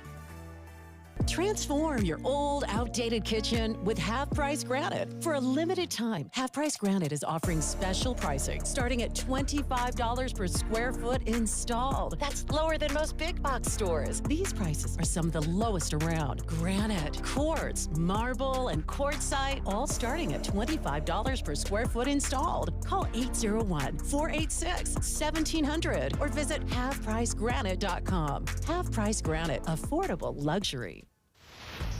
Traffic and weather together brought to you by Sinclair's Dino Pay app. Save up to 20 cents per gallon. Here's Heather Kelly. Well, we still have a crash in the cleanup stages. Southbound I-15 right at the exit to Pleasant Grove Boulevard. It's now been moved over to the right shoulder. The right lane leading to that exit ramp is now open, so there's no more delays in that area. You may have slowing from time to time on I-15 throughout Utah, Salt Lake, Davis, and Weber counties. That's pretty standard when people aren't merging properly, and we have some road construction areas. But overall, you have a great drive right now. Plan to visit the 12th Annual Utah Renaissance Fair, August 23rd and 24th at the Young Living Farms in Mona, Utah. Visit utahrenfair.org for tickets and details. Heather Kelly in the KSL Traffic Center. It'll be warm and dry today and tomorrow with highs in the mid-90s. Then we have a chance of rain moving in later in the week. 87 degrees and sunny right now. I'm Dan Bomas from the KSL Common Spirit Health Studios. Listen online at kslnewsradio.com. We're Utah's news, traffic, and weather station. Dave and Dujanovic, your morning companions for talk, analysis, and key perspectives on Utah's biggest stories. On KSL News Radio, Priced Out, Housing, Special Coverage with Dave and Dujanovic. I feel badly reading this, especially if you haven't quite become a first-time home buyer yet. You're looking to buy, but I'm going to read the headline out of the Deseret News. A record number of U.S. homes are valued at over $1 million. And Greg scored us in today for Dave Noriega. The kind of the sub-headline is Utah has 6 cities with $1 million average home price. 6 cities. I think there's probably some other communities, I was maybe not surprised cities. that number wasn't greater, but I guess what they're talking about is incorporated Sure. cities. Those 6 include Camas, of course, in Summit County, Alta, and Granite, which is at the mouth of Little Cottonwood Canyon, Mhm. Alpine, also in Utah County, West Mountain, which is south of Utah Lake. We had to and look that up. And, of course, yeah. Park City. You asked about Deer Valley. Yeah, it's like, where's but Deer Valley Deer on that Valley's list? not a city. I mean, Yeah. it's a township or whatever it is. I mean, Alta. It's a ski is, resort. is listed on there, but the city I live in, Eden, up in the Ogden Valley, I'm sure has $1 million homes. I mean, I don't think there's a home up there that's worth less than that, but it's not incorporated as a city, so it wouldn't have been included in the survey. Alta's is a ski resort. I mean, so it's got like the ski mansions, and then Granite. Somebody asked, I think you were just asking too, just Yeah, I before wasn't the sure- show. You're like, where is that? And I'm where like, that was. I've driven through that a million times because I used to live by the mouth of Big Cottonwood Canyon. So we would take Wasatch Boulevard over to take the kids, wherever we were going. And Granite, we'd cross over through that, and there was this little sign there that said Granite. And I was like, oh. So it's kind of by Sandy. Yeah. Sandy City. City of Sandy. So Camas, Alta, Granite, Alpine, West Mountain is Never heard of that. Sorry, I don't know why. I've only lived here 34 years. Is it new? Is it a new city? Has it been around forever? I think Have it's missed pretty new, something? south of Utah Lake. Yeah, that place is booming. It's also interesting, Debbie, that the average home value in Utah as a whole, most recently reported, is $521,221. I mean, the average home in Utah is over $500,000, and a typical home in Park City is 3 times that, $1.5 million, 4% increase from the year before. I mean, so what that does is it effectively excludes a lot of people from the market and a lot of first-time home buyers. Not only the price of homes, but current interest rates. I have a friend that just bought a new house and financed it at 7%, which 30 years ago, 40 years ago would have been a great deal. But today we look at 7% and think that's astronomical. Yeah, when I got into my first home, I had a condo. I don't remember the interest rate on that. And then sold that to get into our first home. And the interest rate was a little bit, I think a little over 7% back then. And then, of course, we had the amazing interest rates. Right. Some of them crept below 3%. A lot of people got their homes refinanced or bought a home at 3%. And, in fact, the Deseret News discusses the effects of high home prices. And they quote this survey by a financial company, IPX 1031. Maybe they're referencing 1031 exchanges there, IPX 1031. Okay, more than half of Americans, 59%, are waiting for prices to decrease before getting into the housing market. So it's like this stalemate, right? And it always seems to. It always seems like the home prices go up and up and up and up, and then suddenly there's a crash. Not significant. I mean, we have had one or two, but I think home prices right now are probably inflated. I think those people that are looking at their homes and thinking, boy, I'm sitting on $1 million or $1.5 million might be seeing something different in 2 or 3 years when housing prices drop down.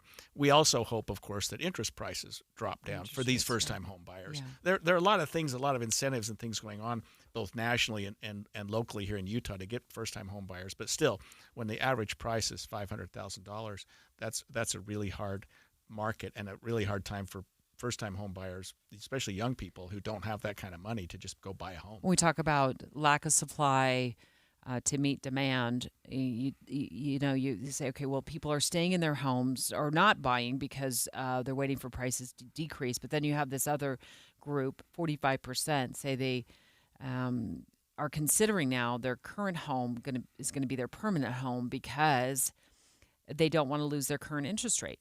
Yeah. And why would you? Why would you trade in a 2.8% or 3% interest rate to close at what interest rate did your friends just? 7%. Yeah. And a lot of people are saying they're getting better than that, but I think that's the rate. Here's another statistic that really surprised me, Debbie. A record number of homes that were under contract in June saw buyers back out of those contracts due to high prices and mortgage rates. It was a record number. 15% of homes that were under contract in June are no longer under contract because of high prices and mortgage rates. In other words, people put an offer down on a house, they were under contract, and realized they can't afford it. They didn't qualify for a loan or didn't qualify for what they wanted. Hopefully getting pre-qualified so they know what they qualify for before they make an offer and spend their time and the seller's time trying to work out a deal, and they can't qualify for a loan. But then with the interest rates the way they are, they get into, they get closer to closing or something like that. I mean, they've locked in by then, but still, right. I mean, maybe the payment is higher than they were anticipating. So they get cold feet and they back out. There's a survey here that I thought was really, very, very telling. I'm so glad you're here because you can finish my sentences, Greg. We've known each other forever. No, I want you to do that. I love it. We've known each other. I think I met you in 1990, just so you remember. So you can finish my sentences anytime. 70% feel it's unrealistic to buy a home right now. Yeah, 70% of Americans think it's unrealistic to buy a home. 87% of Gen Z people who said they can't afford a home. I mean, that's a huge number. 1 in 4 don't believe home ownership is a good investment. So I look at that as 75% do. If 1 in 4 don't think it's a good investment, that means 3 in 4 do. So to me, I mean, I think people still feel that it's a good investment. But I suppose what the point was, it used to be that maybe 95% of people thought it was a good investment. Now that's down to 75%. Well, I think what the concern is when you're tapped out on your mortgage. And if you haven't bought a home that has this 1-year warranty because it's brand new and the contractor is going to come back out and fix the roof, if you bought an existing home that needs work, you start to feel financially drained. You're like, why did I? This isn't a good investment. Everybody told me buying a home is going to be a good investment. All it does, I got to change the toilets. I got to repair the roof. I got to, and I have a flood in the basement. My HVAC just went out, and on and on and on. So I can see where if you're tapped out, if your house poor, so to speak, and then something breaks, you don't feel like your home is a good investment. You'd rather call the landlord. Well, you don't have a landlord anymore. Do you think there's too much of I don't know, stigma or pressure in America to own a home? Do you think that that's 100%. Sort of the deal that you got to own a home and everybody thinks if you want to build wealth? Did you feel that pressure? Oh, of course. Yeah. I mean, I wasn't going to rent a house after I graduated from college because I thought, hey, I graduated from college so that I can afford a house. Or you got to a point where you could afford a house, whether it was whatever trade or whatever you were getting into. Hey, I want to own a home. That's the first step. That's my American dream. Exactly right. And that's becoming much, much harder for some. There's a few times along the way, and in fact, the survey says 1 in 3 don't believe owning property should still be considered the American dream. And I can tell you along the way, and I've owned a home since mid-90s. You've owned one longer. Thanks. 70s? No. 80s? It was the early 80s. Okay, early 80s. Not that much longer. Yeah. When we got a whopper of a snowstorm, and I was out there shoveling because the snowblower had broken and the driveway somebody had to increase the driveway to like 4 times the size during the snowstorm. So I was out there forever. And then the yard work, quite frankly, every Thursday and Friday, pulling it. Okay, another day in the yard, another weekend in the yard. But I'll bet you've always owned a home ever since then. I have always owned a home, but I do wonder what our listeners think about this. 33% don't feel that owning property should still be considered the American dream. I don't blame you. It just feels these prices are unattainable. They're difficult to qualify for. Then you get into a home, it eats up, all of your paychecks. If something breaks, you don't know what you're going to do to afford to fix it. So I'm on your side. I'm on your side on this. But do you disagree? Do you agree? 801-575-TALK, 801-575-TALK. Greg Skordas and myself taking live phone calls next. Dave and Dujanovic. Here's a trick to podcasting at work and getting all the Utah news you love. Download the KSL News Radio app. The podcast for Utah's morning news and Dave and Debbie are right there. Dozens of podcasts a day. That's the app for KSL News Radio. If you have some extra weight that you're hanging on to, just hanging on to it for dear life, that's how it feels sometimes. You just can't get rid of it. Well, that was me. I had a bunch of weight that I've gained over the years, and I wanted to lose it, so I joined a program. I joined Salt Lake City Fat Loss. Part of the reason I chose Salt Lake City Fat Loss is because they said they could deliver incredible results, up to a pound of fat a day. And sure enough, I lost 57 pounds in just 60 days. I did it without injections. I did it without surgery. I didn't have any insane exercise routine that I had to follow, and there were no prepackaged meals to buy to keep my calories down. They taught me how to eat healthily and to keep it off. The results were so great, I was able to stay motivated. So if you're interested, go ahead and reach out to Salt Lake City Fat Loss by going to their website, slcfatloss.com. If you use my name, Dave, you're going to get an extra $200 off the program. Just go to slcfatloss.com. Hope you can join KSL and the movie show this Friday from 10 to 1 at the Salt Lake NPS store at 1600 Empire Road. That's in Salt Lake City. npsstore.com. Trail mix, beef jerky, mixing all the soda flavors at the gas station soda machine. Snacks are better on the road. The gas is better when it's top tier. And the pit stop is better when there's a dinosaur there. Love the filler moments at a Sinclair gas station near you with DinoCare, our top tier gasoline. Some sweet and salty snacks for the commute and a big green dino for the memories. Find a gas station near you at sinclairoil.com. Sinclair, fill up your life. Hey, this is Dan, the laptop man from PCLaptops.com. I've been advertising with KSL Radio for decades now, and radio works. With all the clutter on social media, radio cuts through all the noise and gets directly into your customer's brain. If you're a small business and want to reach the local audience here in Salt Lake City, KSL Radio is the way to go. If you'd like to know more about the benefits of advertising with KSL News Radio, email Stephanie Palmer at spalmer@ksl.com. A secure retirement just doesn't happen by accident. When that day comes, what's most important to you? Are you sure to have more money than month? What about unexpected medical costs? Do you want to leave something to the kids or the grandkids? I'm Jeff Jr. from Trajan Wealth, and I want you to know we specialize in these questions and can help make your retirement dream a reality with some of the highest guarantees in the business. Imagine getting up to a guaranteed 12% growth on your retirement income and up to a 30% bonus up front just for opening an account. If you have funds sitting idle in an old 401k or IRA, consider guaranteeing it to secure the peace of mind you deserve. Don't leave your financial security to chance. Take advantage of the highest guarantees I've seen in my career. Call Trajan today at 801-899-7600. That's 801-899-7600. Or visit us online at TrajanWealth.com. Annuity guarantees are based on the claims-paying ability of the issuing insurance company. Tommy! I can't wait for golf this weekend, huh, buddy? Time flies. Love you, man. Oh, don't forget your knee brace again. We aren't in college anymore. Moments together matter, so help protect yourself from RSV. If you're 75 or older or 60 plus with a chronic condition like asthma, COPD, heart disease, or severe diabetes, you're at higher risk of landing in the hospital from RSV, and there are no prescription RSV treatments. Check eligibility and schedule your RSV vaccine at vaxassist.com. Sponsored by Pfizer.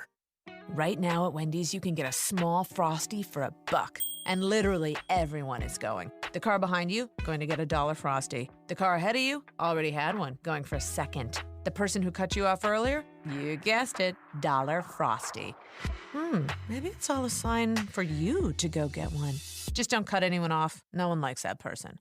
The iconic Frosty for $1, gotta be Wendy's. Limited time only at participating U.S. Wendy's. Not valid in a combo. Prices may be higher in Alaska, Hawaii, California, and via third-party delivery. With the three things you need to know this hour, I'm Dan Bomas. First, the Utah legislature plans to meet in a special session tomorrow. They could pass an amendment to the state constitution that lets them change any ballot initiative approved by voters. Second, the program that has provided free COVID vaccines since the pandemic is running out of money. And third, the old Motel 6 on 33rd South could become an emergency shelter for people experiencing homelessness. 87 degrees and sunny in Salt Lake City.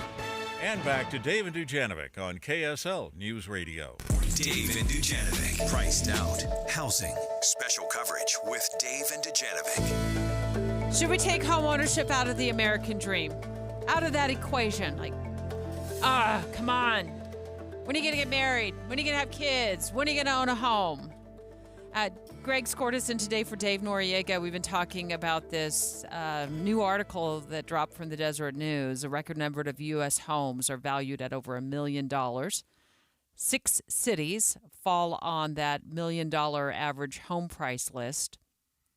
And Greg, a lot of 33% in a survey say they don't believe owning property should still be considered part of the American dream. And it has been for so long. It's really a huge part of the American dream. Home ownership, you work, you go to college, you get a degree, or you get a trade, you get something, and you buy a home. That's the sign that you're on your way. It just seems like, that's how we were all taught as a kid. You got to own a home. So here's the questions I remember getting. Where are you going to go to college? When are you going to graduate from college? What career field are you going to go into? When are you going to meet a guy and get married? Well, I don't know. There's another 50% of that equation that I don't control. When are you going to have children? When are you going to buy a home? Right. Yep. And then when are you going to retire? It just skips forward 50 years. It's like, when are you going to leave your career? Those are about the handful of questions we get. And now I think there's just mounting pressure on a younger generation that may get them in over their heads on a home where they can't afford it. They can't really afford the payment. They are, everybody's having to work to make the mortgage and work 2 and 3 jobs. Yeah, and right now, the combination of inflating home prices and high interest rates have created a problem in America with people unable to live that American dream because they can't afford a home either, or maybe both, because the house is priced too high and the interest is too high. You get that combination, you look at a monthly payment that people just can't afford. Can't do it. And it's a monthly payment you're in for 30 years. Right. And it's a monthly payment that's subjected to go up if your property taxes go up or something else, like your insurance, your homeowner's insurance goes, or your mortgage insurance goes, whatever the case may be, it becomes more and more expensive. The potential is there. But 1 in 3 in this survey don't believe owning property should still be considered the American dream. You agree or disagree? I think as parents, you got to start. I feel like I should start letting go of that idea that all of my kids are going to own homes and they're going to build equity and they're going to be in that home for years to come. Because I think it just puts a lot of pressure on them with these prices so high. 801-575-TALK. Jolene in Eagle Mountain. Yes. Hi. Are you a homeowner? I used to be. What's going on? I was. So we're a big family of 7, and we bought our first home in 2003. And we were homeowners up until 2019. And due to circumstances outside of our control, we're no longer homeowners. Well, no, that's not true. We bought another home shortly after that. But then now we moved states when we had all of our issues. And now moving back, there was just no way we could afford to buy another home. So we're renting. And we're coming to realize that, holy cow, we've really been missing out on the benefits of renting for us. Being a large family, finding a home big enough, the monthly payment was astronomical. The time and money that you have to dedicate to maintain and keep that home with your, like you said, your homeowner's insurance, your property taxes constantly going up. It's always getting more and more and more expensive, and you don't actually get to use that equity unless you take out a home equity loan or something like that. And so you don't really get to see those benefits, whereas right now we're renting and everything's included. Like if something happens with our house, they come out and fix it. We pay $50 a month. Our yard work is taken care of. So it's... Get your time back. You get your time back. Thank you so much, Jolene. Jen in Saratoga Springs, do you agree that homeownership should still be part of that American dream equation? I think so. Speaking from our experience, we moved out here 20 years ago, bought a home, and now we're a couple years from paying it off. We have $675,000 in equity, and I don't think we could have accumulated that much wealth any other way. And then also, we have a 3,500 square foot home. We pay our mortgage with taxes $1,400.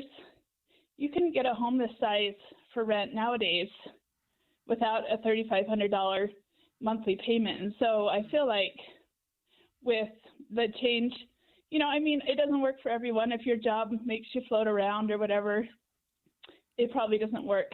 But for us, that's part of our retirement. That's not having a house payment the rest of our lives is key. So I don't know if you have kids or not, but what do you tell them about homeownership? Is it still important? Is that something, a message that you would pass on, or do you think that this is a case-by-case situation where you just have to decide if it's something you can afford?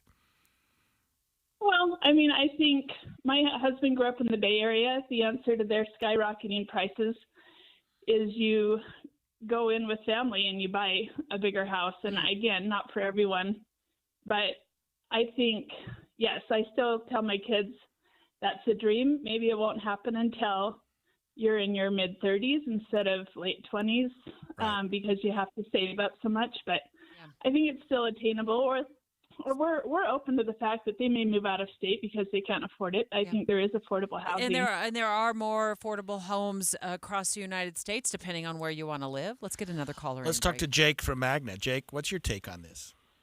Hey, thanks for having me again. So here is the fundamental issue that I see that's a bit more broader in terms of spectrum, is that if we're willing to get rid of this as far as as part of being the American dream, then what else are we going to all of a sudden be willing to justify getting rid of? And I say this because I feel like we're willing to consider it not being become part of the American dream because we just will simplify what we will want to simplify, or leaders will want to simplify, say, well, rather than assuming it has to even be a standard, let's get rid of it as a standard, which is almost equivalent to lessening our standards, because by getting rid of the standard, we then don't have to worry about adjusting for the problem. And that's what I think is a huge issue, is that by getting rid of it as a standard, it then becomes one less thing that leaders have to worry about. And I think that that is a huge problem because it doesn't change what we're paying for.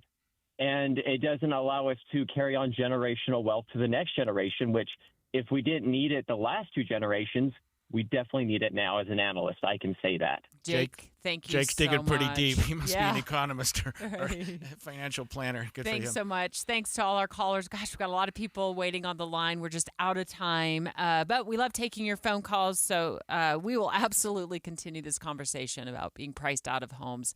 A lot of people feeling the pinch right now, the squeeze with the home prices where they're at right now in a lot of cities. Average home price, not just in Utah, $1 million or more.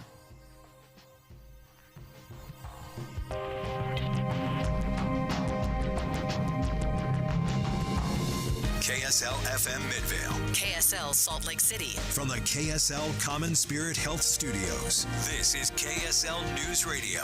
Utah's news, traffic, and weather station.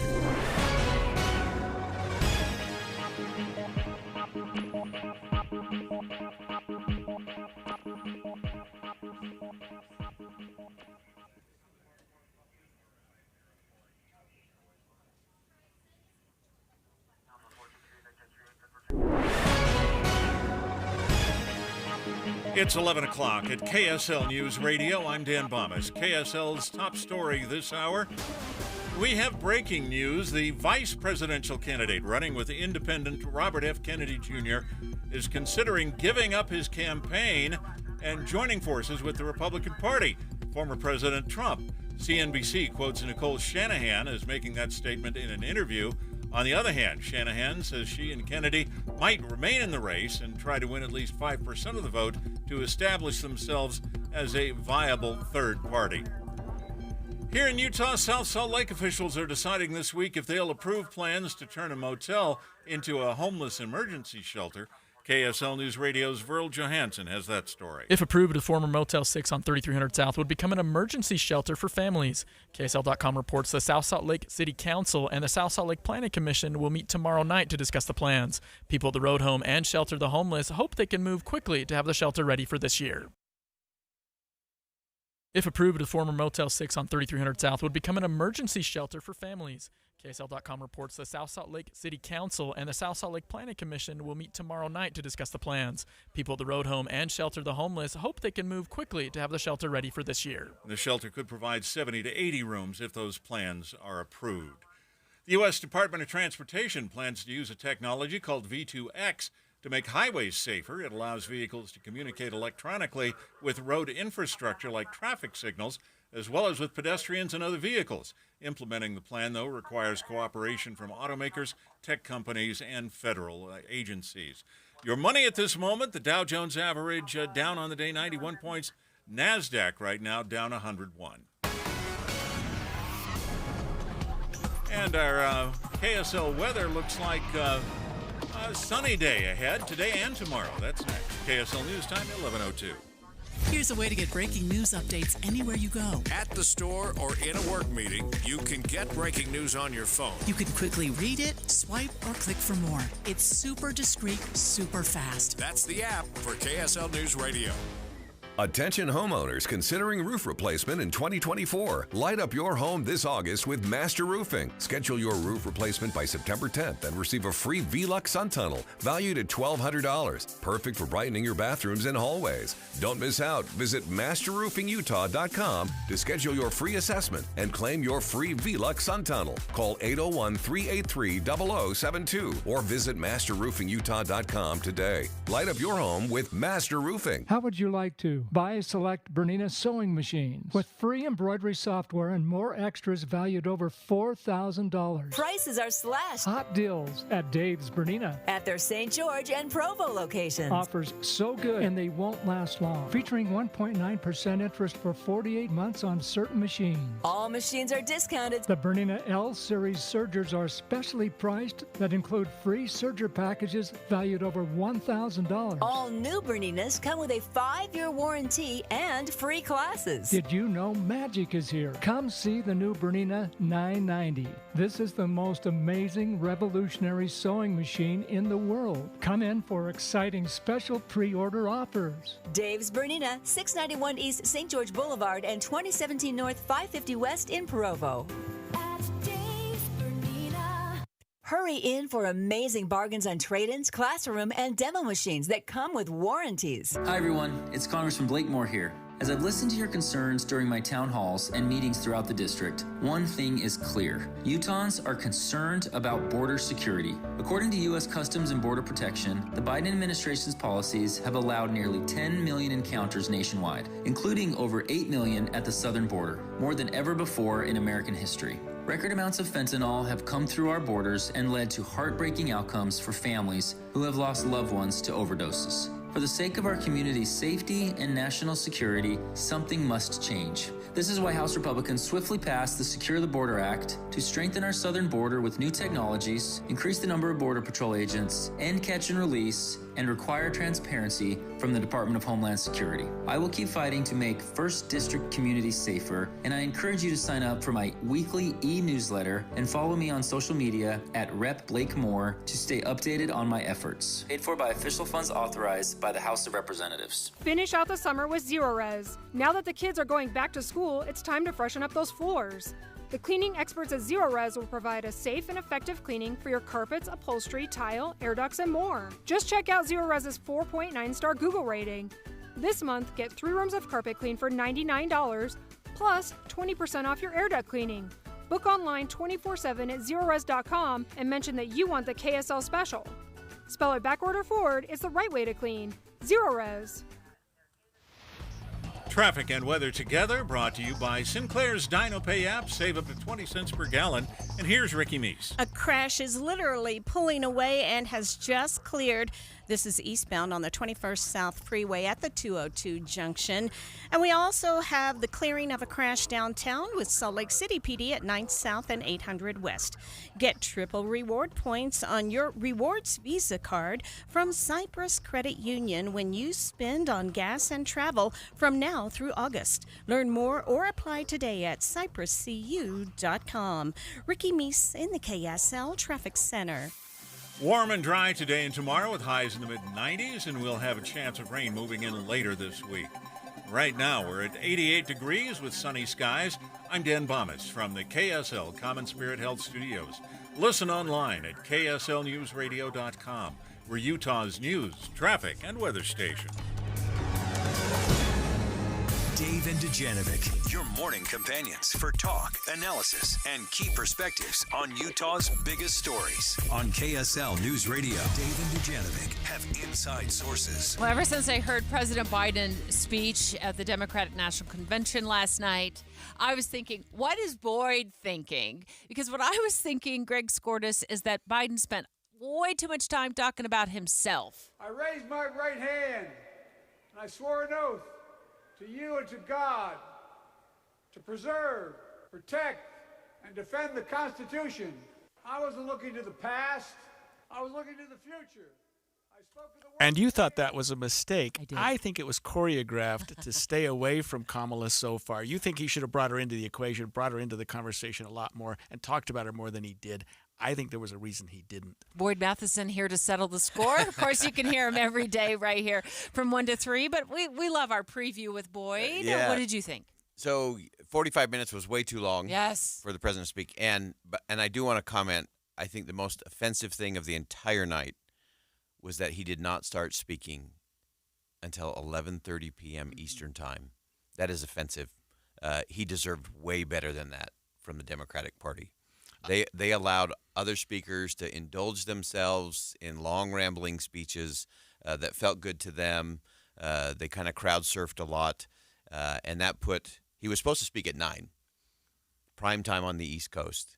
He started at 11:30 p.m. Eastern time. That's a great point. And if they're going to say, we love Joe Biden and we want to acknowledge all his great service in 50 years, you do not do that. I was telling Tim and Amanda this morning, when you're behind the scenes of those conventions, I mean, I have had arguments with the people, the organizing committee, over 3 extra words in a speech because the timing is so disciplined and so tight. And they tell every speaker, if that red light goes on, you got 30 seconds, we're going to shut the mic off and we're going to haul you off the stage.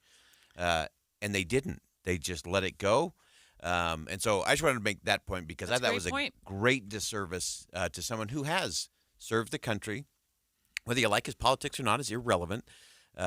He deserved better than that last night. I'm wondering, Boyd, if part of that was strategic because maybe the Democrats were a little bit nervous about how he has spoken recently, at least before he announced that he was not running, and maybe putting him on prime time and having him fumble was something they were trying to avoid. Of course, he came out strong. He actually spoke very, very well. Yeah. And I thought, and so in retrospect, maybe they should have had him in the earlier. Yeah, they definitely should have had him. In fact, they're actually going to start earlier tonight because they do not want that to happen to Barack Obama. Oh yeah, you can't do it to Barack and Michelle. Yeah, and you shouldn't. And you shouldn't do it to Joe Biden either. And so to me, that was just a big miss and a huge, huge mistake from the Democrats because some of those very people in the audience who nudged him out of the race were trying to say, hey, we love you, we appreciate you, and that's not how you do that. And I think in terms of having confidence in his ability, this is a speech that Joe Biden has given many, many, many times. So it wasn't like he was going into new territory. Most of this was a pretty old stump speech from Joe Biden. And so it was fiery. It was a lot of those kinds of things. I think that part was way too long. I thought the end, the close, I thought was brilliant. And I thought he delivered it in a real powerful way. When he got to the very close, after midnight Eastern time. I was going to say. If you stayed for the whole thing, when he talked about, he quoted words from a song and said, I gave my best to you. That was a moment, and that was significant. I thought Jill Biden may have given the speech of the night. She was fantastic. And I also think, two things about Vice President Harris. I think, one, getting her on stage last night was fantastic. And I think if you go back and you mark when she became the nominee, it was right then. At midnight? No. When she's standing behind Biden. No. When she took to the stage by surprise. Okay, yeah. She went up just on her own about 2.5 hours before that. Okay. And she spoke to the crowd. And she became the nominee in that moment. She was very good. It was one of the best. I mean, very short, about 2.5 minutes. Right, I was going to say from Kamala Harris, and it was on the money, and it was very smart to get her there now, not just waiting till Thursday, which could be a little overpowering. So they got her on the stage, got her the sense of that, and the crowd ate it up. The crowd was ready for it, and she sounded presidential. She became the nominee last night. So as much attention as we're giving to her Thursday night speech, the speech that made her the nominee actually happened last night. Boyd Matheson of Inside Sources, in his analysis of President Biden's speech last night, I just want to go back to what was this speech about in a lot of ways, and what was the point of the speech? If I would have tuned in not realizing I was tuned into the Democratic National Convention, I might have thought, they're carrying a news conference live. Yeah. Or he thought he was still the nominee. Yeah. He really, I thought there was a big miss there, and I've been saying this the entire show, about leaning more into Kamala Harris's record as his vice president. Yeah. I left there not knowing what she's done as his vice president. Yeah, we were joking this morning on News Nation talking about if you wondered what speech Joe Biden was going to give as the nominee, you actually heard it. You heard it last night. You heard it last night. It was about him. It was about his record. So that part was just way too long. So I agree with you, Debbie. I think there were moments where he didn't even necessarily have to lean too far into the vice president because that's all happening naturally. And that's going to be an easy part of it. But I think he could have shifted the conversation a lot. And that was one of the interesting, if you watched the entire night last night, yes, I did. You would. The ebb and flow of it was really fascinating because there was some of it that was so geared up for a battle with former President Trump, and it was kind of the Biden-Trump battle. And the speakers who went there were super flat. Jamie Raskin, representative from New York, horrible speech, all about January 6th. And the interesting thing was it didn't play well in the hall. Like the delegates were like, yeah, we're not interested in that because Kamala Harris is talking about the future and moving forward and all those guys. So the speakers that didn't adjust and adapt to what took place a month ago when Joe Biden stepped out, their speeches were very flat and very, very poorly received from the delegates there. Don't you think that the Harris-Walz ticket is a little bit different than the Biden-Harris ticket in that respect, in that they're not going to try to do this Trump is a threat to our Constitution, he's a threat to democracy, to rather Trump's just kind of weird. You know what I mean? Like let's talk about what we're going to do and not using the whole fear-mongering tactic that Biden, I think, had on That's his right. plate. And that is exactly what President Biden did last night. He hunkered down in the what he's against, and he's against Donald Trump. The Harris-Walz campaign is trying to shift gears, and let's make this a hopeful campaign. Let's make this something very, very different. And I think that's their great advantage.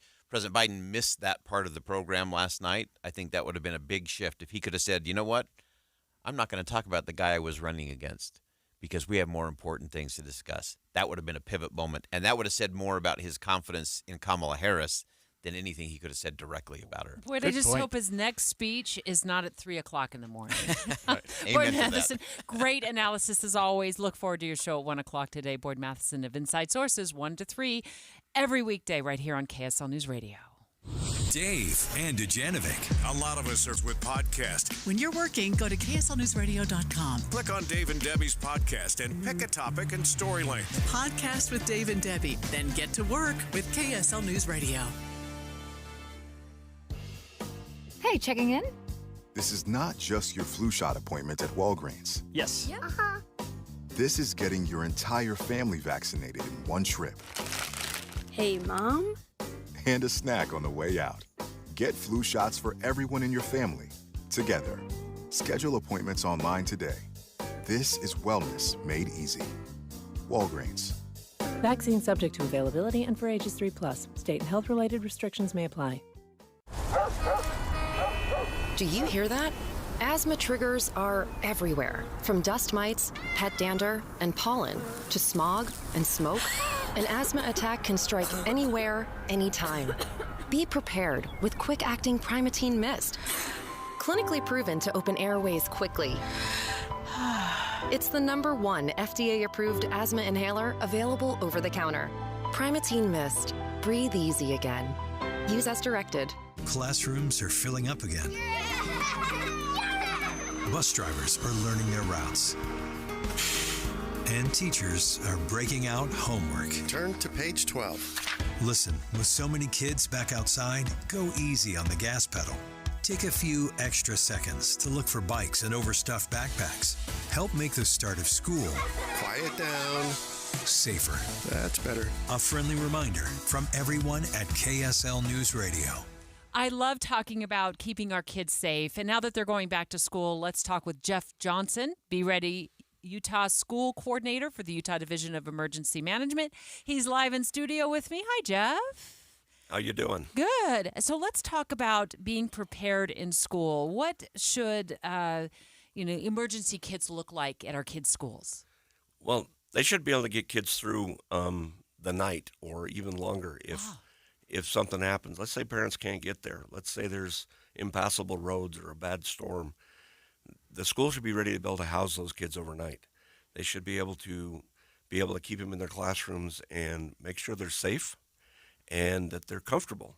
And that's why we talk about classroom preparedness kits in the back, and not just food and water, but porta potties and the ability to have light and stay warm in those classrooms. So flashlights. Yes. And as you said, like food and maybe some other water. How can parents, Jeff, help schools prepare? One, get involved with your PTA at your school. Okay. And that PTA is a fantastic organization, and they are very safety conscious about kids at school. And the PTA lots of times drives these classroom preparedness initiatives. And so we really like having parents work with the PTA and then volunteer with the school. go to the school and say, how can I help? They have committees for safety and security at the school, and they can serve on those. And they can help even in the classrooms. They can just go with the teachers and help the teacher prepare that classroom. Being involved as a parent, Yes. so your kids can be prepared in case of an emergency. Jeff, if you don't mind sticking around, love to talk to you more about high school kids. They carry backpacks, they drive cars, Yes. they have lockers, and I'm sure Yes. there's ways that parents can help their high schoolers be ready. If you want more information, just go to beready.utah.gov. Again, that's beready.utah.gov. Jeff Johnson in studio with Be Ready. He's a Be Ready school coordinator with the Utah Division of Emergency Management. Talk to you in a few minutes.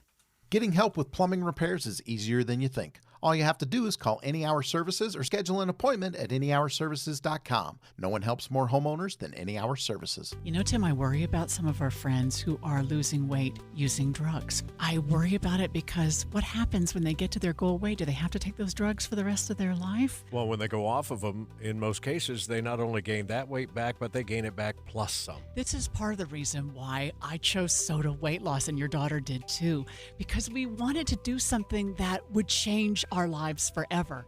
This is Tyler. He let go of 50 pounds. I would recommend soda because it's sustainable. This is lifetime change. I would recommend soda because it works. It works, Tim. It really is the best of both worlds, too, because you lose the weight fast and then you sustain that weight loss. The two things everybody wants to do. My daughter lost 42 pounds. Find out how this program can help you. Just go to sodaweightloss.com, click on Request a Nutritionist Callback, and within minutes you're going to be talking to somebody that can literally help you change your life. Sodaweightloss.com. It's spelled SOTA, and it stands for State of the Art. With the three things you need to know this hour, I'm Dan Bomas. First, the city of South Salt Lake will decide whether the old Motel 6 at 33rd South will become an emergency homeless shelter. Second, in the future, our cars will talk to the highways. Federal government rolling out a new safety plan based on communication technology. Third, Utah schools are trying to volunteers to become guardians authorized to carry weapons. 88 degrees and sunny in Salt Lake City.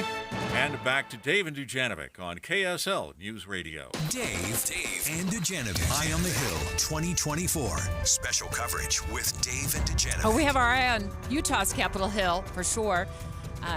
Utah lawmakers being called into a special session for late tomorrow afternoon. And in a nutshell, what lawmakers are going to be deciding on is the language of a constitutional amendment that they will place on the ballot in November for voters to vote on that has to do with citizen-led ballot initiatives. Greg scored us in today for Dave Noriega. You're an attorney. You're a political observer. How do we get here? Well, it's a difficult issue because we always assume the legislature is passing laws, and we give them that authority. But once in a while, the citizens, either out of a sense of frustration or just out of a sense of duty, decide to pass a law themselves. We call it a ballot initiative, a citizen initiative, where they'll actually write a law. In this case, we're talking about three different laws that were the citizens passed in 2016: legalized medical cannabis, expanded Medicaid, and the one that's most important for what the Supreme Court did, which was the redistricting. So the citizens passed this initiative to have a redistricting commission. The legislature changes it significantly. And the question is, to what extent may the legislature change a citizen initiative, and to what extent do the citizens have the ultimate say?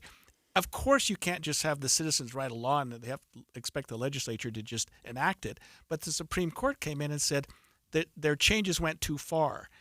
That is, they've got to give more deference to the citizen ballot initiatives. It was a unanimous decision by the Utah Supreme Court. The Utah legislature is pushing back hard, Debbie. Like you said, they're having a special session tomorrow afternoon to vote on whether or not we should have our citizens vote on a constitutional amendment that would allow the legislature much more leeway in deciding and changing ballot initiatives, and further sort of taking away some of the people that are funding these ballot initiatives. They talk about foreign funding or outside sources coming in. Prohibit foreign entities from contributing to ballot initiatives. The legislature thinking, hey, these ballot initiatives are all financially driven. It's not really the citizens feeling strongly about something. It's a special interest group coming in putting a bunch of money down and making it seem as though it's what the citizens are trying to ask for. That's the legislature's take on it. So just before the show today at 8:45, you and I ran upstairs to a recording studio. We had invited House Speaker Mike Schultz of the Utah House of Representatives to join us live on the show. And, everybody's got, things that have been pre-booked and everything. So we obviously want to give him an opportunity to explain why he feels this constitutional amendment is very, very important. So you and I pre-recorded an interview with him.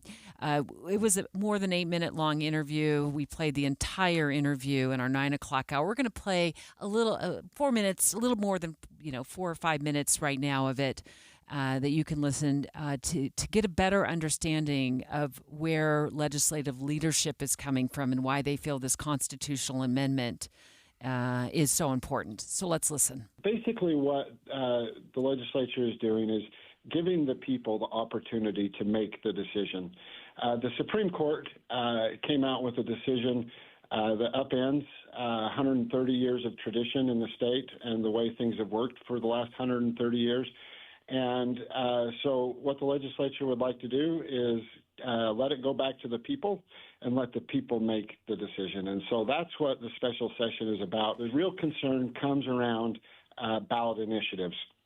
And can the legislature make changes, modifications to ballot initiatives, or do they just become super laws that can never be changed? We would like, as a legislature, to continue to have the authority to make changes as needed to the ballot initiatives because a lot of times what the voters pass just doesn't work. And so we need to be able to have that ability to come in and make changes and modifications to it to make it work. Speaker Schultz, I'm looking at a letter that was sent, it looks like today, from two groups, Utah Community Leaders and Mormon Women for Ethical Government. And I'll just ask you to respond to two of the comments in this letter. One, it says attempts to circumvent this ruling, we're talking about the Utah Supreme Court's ruling that you just mentioned, through hasty constitutional amendments would severely undermine the balance of power between the legislative, executive, and judicial branches that our founders wisely established. And further, the right of citizens to propose and enact laws through ballot initiatives is not a threat. It's a vital expression of our shared values of self-governance and civic engagement. How do you respond to those particular comments? Yeah, great questions, and I really appreciate the opportunity to be able to respond to that.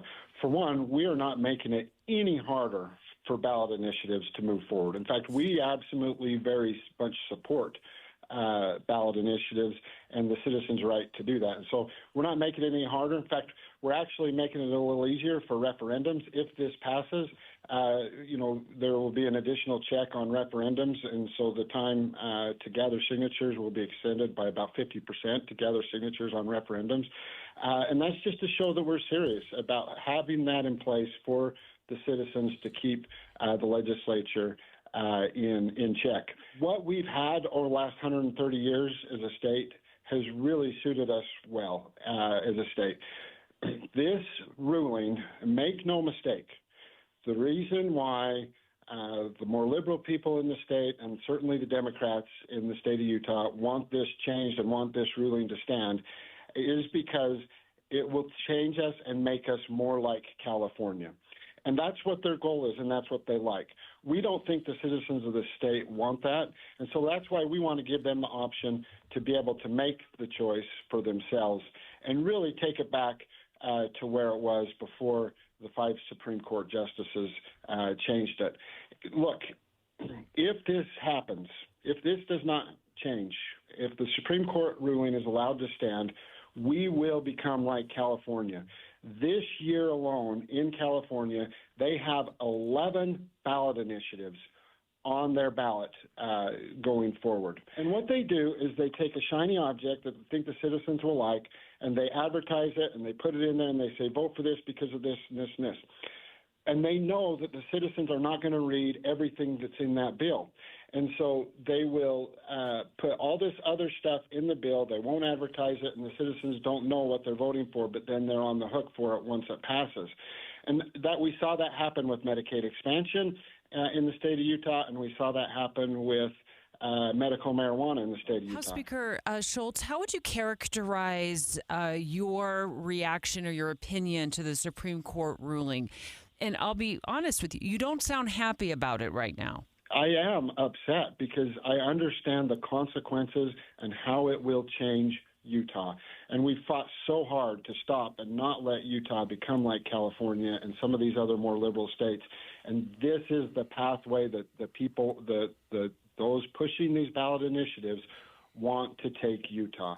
That was part of our conversation at 8:45 this morning that, Greg, you and I recorded with House Speaker Mike Schultz, defending why he feels it's important to call the special session tomorrow on Utah's Capitol Hill, and also why this constitutional amendment will be important. Yeah, and it's funny, he keeps mentioning California.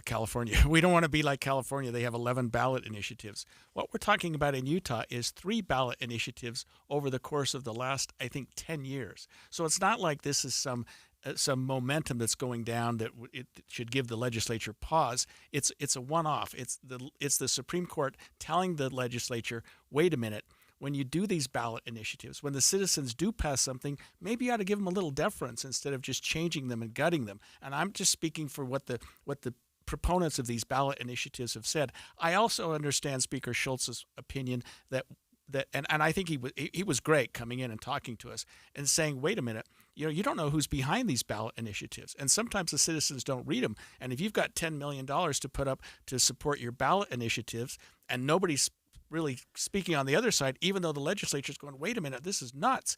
What are the citizens going to do? Or how are we going to come up with the funding? Right. Yeah. How do you fund it? How do we fund it once it does fall on state government's lap to fund a project, right, or legislature's lap to fund the project, or state government's job to implement a program? I can see this. I've seen this from both sides. Sure. And I did as well appreciate House Speaker Mike Schultz coming on and explaining why legislative leadership feels it is so important to get a constitutional amendment on the ballot to put in front of voters in November. Straight ahead, we're going to talk to Better Boundaries, who sent a letter to lawmakers in opposition of this special session. We'll hear their take next. It's 11:30 at KSL News Radio. I'm Dan Bomas. KSL's top story this hour. And we have breaking news. The state of Utah has filed a lawsuit with the U.S. Supreme Court challenging federal control over unappropriated lands. According to state lawmakers backing the suit, the federal government controls about 70% of the land in Utah, and about 34% of that is unappropriated.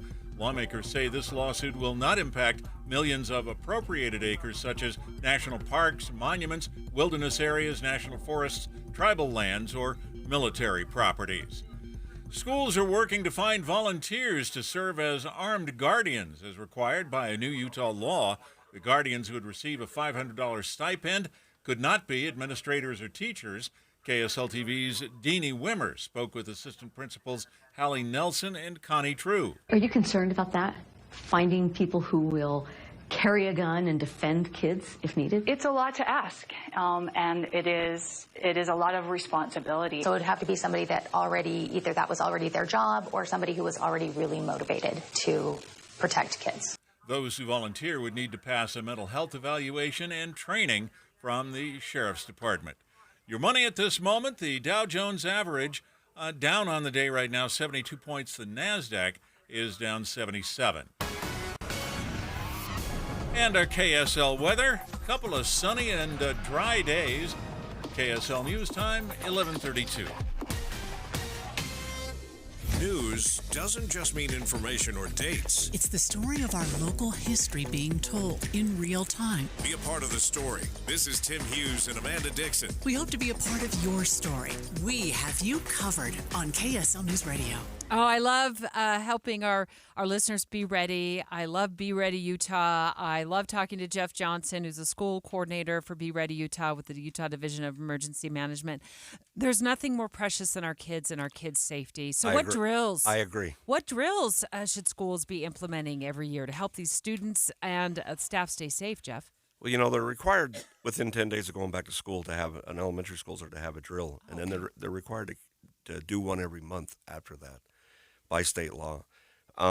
obviously, everybody knows about the fire drills and lockdown drills because the shooters have become very prevalent in the news. But there are lots of drills that they can participate in.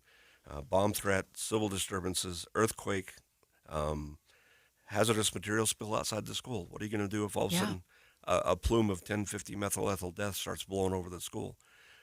That could threaten a lot of kids in a big hurry. So what if there's a power outage? Yeah, utility failures, severe weather. There's lots of drills that the state law says they need to practice, and they need to do all of those in an every 3-year cycle. So kids should be having a bomb threat, and they should be having a power outage drill. And what a great opportunity, too, for parents to ask their kids, what'd you learn?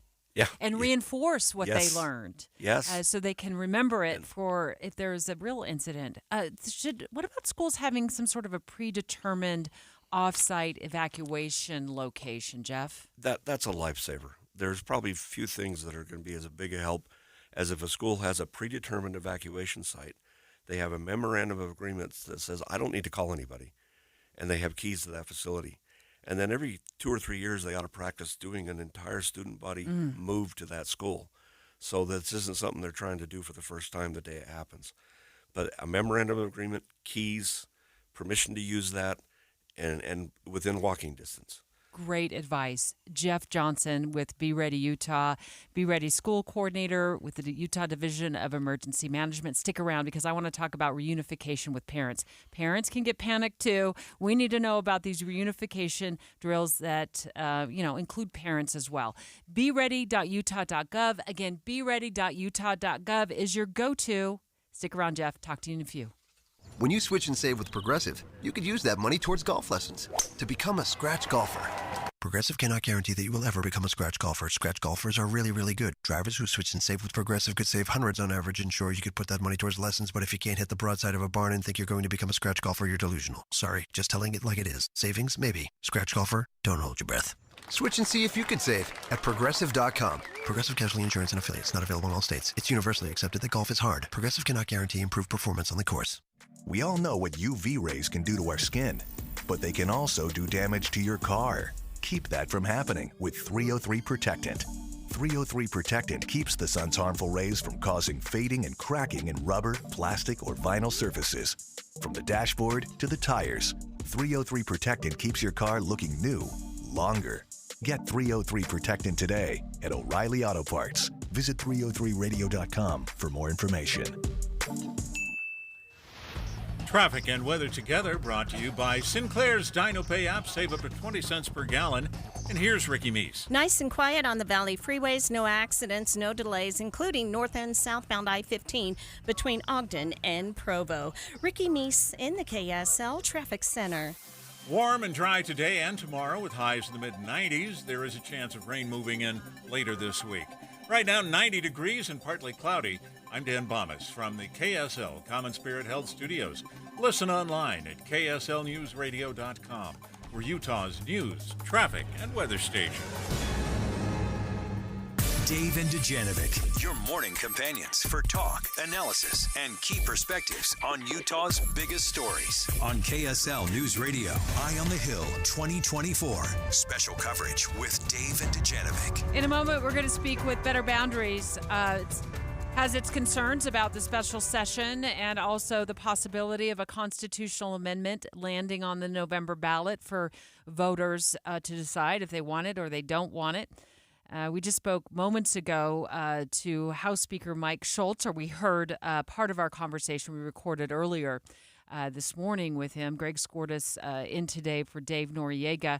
Let's just reset once again for our listeners how we got here, because you're the lawyer and the attorney and the expert on some of this constitutional stuff and the Supreme Court ruling. So I want to make sure everybody is clear on why we're here facing a special session of the Utah State Legislature tomorrow. And part of it was because of this Better Boundaries issue altogether. The voters passed a ballot initiative to create a commission to set up how we're going to redistrict the state, feeling that maybe the legislature was gerrymandering a little bit. So they created this Better Boundaries Commission. They made a proposal to the legislature saying, look, this is this is a little fairer way to divide up the state. So you're not disenfranchising, for example, Salt Lake County by dividing it into all 4 districts.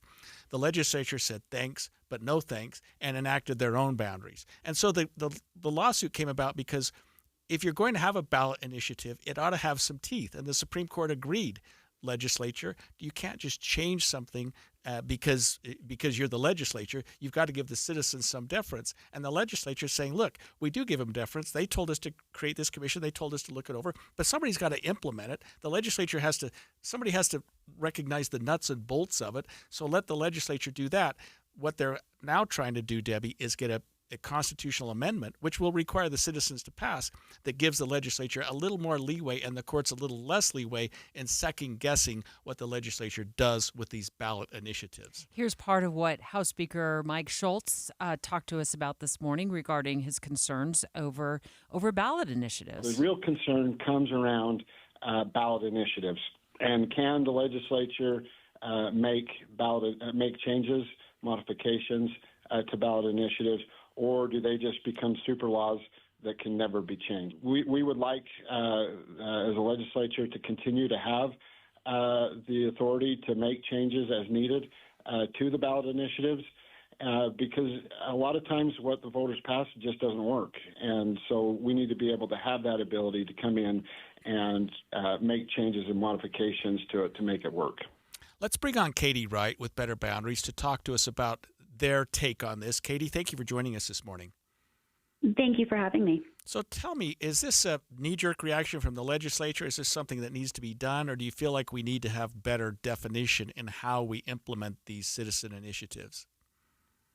I think that this is very clearly a blatant power grab. The supermajority of the legislature is using a power they took from the governor to override a unanimous decision by the Utah Supreme Court. This is one branch of the government usurping power from the others and ultimately taking it from the people. So Better Boundaries and the over 2,500 people from across the state of Utah that have signed on to our letter, I think share a very deep concern about power grab coming from our supermajority legislature. Katie Wright with Better Boundaries on the line with us live right now. House Speaker Mike Schultz, though, defended the need for a constitutional amendment when we spoke to him earlier today during a almost 9-minute conversation, Katie, saying that, look, sometimes the citizens' initiatives will end up getting passed that just might not be able to be implemented. And so the legislature has to have some authority to make some changes. What's your response to that? Well, the right to a ballot initiative is enshrined in the Utah Constitution, and that was affirmed unanimously by the Supreme Court. Now, the opinion gives allowance for making changes to citizen ballot initiatives. They just have to pass some judicial review. But the idea that they don't have any ability is false, and you can read that right in the opinion. What this is about is taking a right from the people and amassing power in the legislature. And I think that this is a false flag to say that they don't have any control or things that can't be changed. That's simply not true. Katie, another issue that he mentioned was that these ballot initiatives are largely funded by what he calls foreign interference, foreign groups, and that citizens don't really take the time to read them, but these groups will come in, and he talked about the Medicaid ballot initiative specifically, with big money, and they all make big money, and the citizens really don't know, haven't read it closely, don't exactly know what they're doing, and that this is what's happening, for example, in California. How do you respond to that? Well, I believe the voters of Utah are judicious with their vote and do their homework and are very thoughtful. The process to ballot initiatives is rigorous. And to be frank, there's no foreign entities interested in what's happening here in Utah on that. That, again, is a way to create very onerous compliance for those doing ballot initiatives, and is really about taking this right away from Utahns. After the legislative session tomorrow, I guess maybe even before, we'll have some of the language of the constitutional amendment that lawmakers will put on the ballot if they agree to it. What's Better Boundaries' next move if this does land on the November ballot?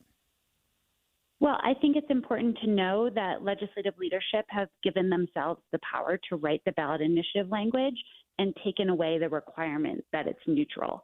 So the language will be incredibly lopsided and is one more power they've taken away and given themselves. We will oppose it. We oppose it now. We know that people are contacting their legislators as we speak because they are appalled at this power grab. And we think that if it goes to the ballot, it'll be very apparent that Utahns believe in their Constitution, want to retain their rights as the voice of government, that ultimately this has always been about people choosing their politicians, not politicians choosing the people. The government is from us. We, the people, form the government. We form the government. And an effort to take that away, I think, will be met with a huge backlash from the people of Utah. That was Katie Wright with Better Boundaries. Debbie, I do want to say one thing, and that is that a constitutional amendment isn't something that's passed solely by the legislature. What they do is they propose a constitutional amendment which will be voted on by the citizens. So in effect, the citizens do ultimately have the say in the constitutional amendment. And I think what both sides are saying is citizens should have more power. The legislature is saying, yeah, they have more power, but the legislature ultimately makes the decision. And some of the citizen groups, like we've just listened to, say, wait a minute, ultimately the citizens should be able to make laws and enact legislation if they feel like the legislature is not doing it themselves. Yeah, and of course, throughout the day today and tomorrow, our team of reporters and producers will be looking into what the language of that constitutional amendment says, and then tomorrow, the special session, actually late in the afternoon, when I looked at the proclamation, I think it's at 4:45 p.m. Of course, our team of reporters and producers will be all over that story as well as it unfolds, of course, on Utah's Capitol Hill and right here on KSL News Radio. Dave and Dujanovic. You know KSL is the only news radio for your car, right? The only news radio for your smart speaker. Come here in the morning. It's the latest news and traffic. In the afternoon, news and updated weather. We have you covered at KSL News Radio. Let's face it, nothing makes you look older than you really are than thinning hair. But what if you could not only increase your hair count, but promote new hair growth without surgery, without drugs with potential side effects, and without a prescription from your doctor? Well, now you can, thanks to a breakthrough new supplement called Hair Grow, provided by New Nordic, the #1 supplier of dietary supplements in Europe. Hair Grow is now available in the U.S. Only Hair Grow contains Tocogaya, a powerful antioxidant that has received a U.S. patent. Multiple clinical studies show Hair Grow is safe and effective in promoting new hair growth. In one study, 95% of the patients using Hair Grow saw increased hair count. Don't lose more time and more hair. Try Hair Grow today to feel and look your best. Available online at Amazon, Walmart.com, and NewNordicUSA.com, or in stores at your local CVS. Look younger and feel more confident with Hair Grow by New Nordic at NewNordicUSA.com, or in stores at your local CVS. Been talking to Jeff Johnson, who's the Be Ready School Coordinator for the Utah Division of Emergency Management. The kiddos are going back to school. They went back to last week. They're going back this week. You know, and if there's an emergency drill, I can't blame parents for getting nervous and worried about how they're going to find their child if there is, some sort of a threat. So, Jeff, let's talk about reunification drills. Probably one of the most important drills I can do because it's a tripod. And schools are learning they're understanding, I should say, that it isn't just the staff and students. They have to involve the parents in this for it to work efficiently. And so my wife's a school teacher. The first time her school did this, it took 2 hours and 43 minutes to reunify all the kids with the parents. 3 years later, on the third iteration, they got that down to 43 minutes. That's awesome. That's because the parents show up. They understand the program. They understand what they're supposed to do. They get in line. And they function the way it's supposed to.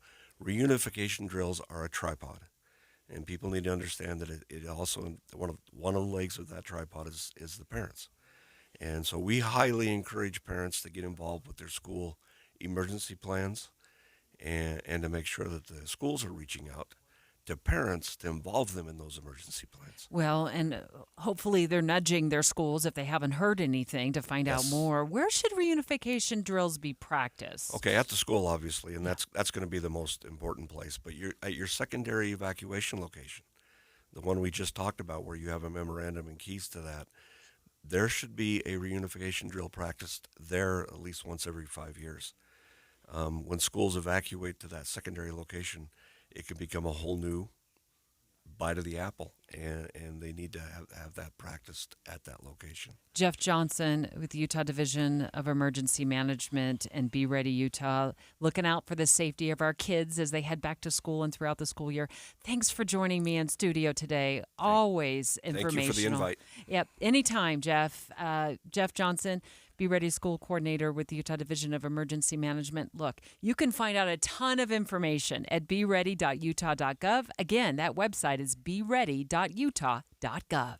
Hey, this is Dan, the laptop man from PCLaptops.com. I've been advertising with KSL Radio for decades now, and radio works. With all the clutter on social media, radio cuts through all the noise and gets directly into your customer's brain. If you're a small business and want to reach the local audience here in Salt Lake City, KSL Radio is the way to go. If you'd like to know more about the benefits of advertising with KSL News Radio, email Stephanie Palmer at spalmer@ksl.com. This is Derek Miller speaking on business. Approximately 80% of adults will experience back pain in their lifetime. Thankfully, there are things people can do, and Salt Lake Spine and Pelvis is looking to help. Dr. Marnie Hansen joins us with more. 90% of all back pain has been found to be nonspecific, suggesting multiple lifestyle factors involved, including stress, poor posture, lack of physical activity, and increased body weight. Though back injuries may not always be preventable, the good news is that you have the power to make the healthy lifestyle choices known to improve your odds. At Salt Lake Spine and Pelvis, we blend cutting-edge practices with a holistic approach. Your life-changing experience begins with uncovering the source of your discomfort to determine the right strategy for you to thrive without limits. By leveraging 15 years of experience to craft personalized solutions, integrating chiropractic, soft tissue therapies, spinal rehabilitation, and other gentle therapies, I help my patients get better faster and stay better longer. No matter where you're at with your physical health goals and needs, I'm ready to meet you there with positivity and optimism.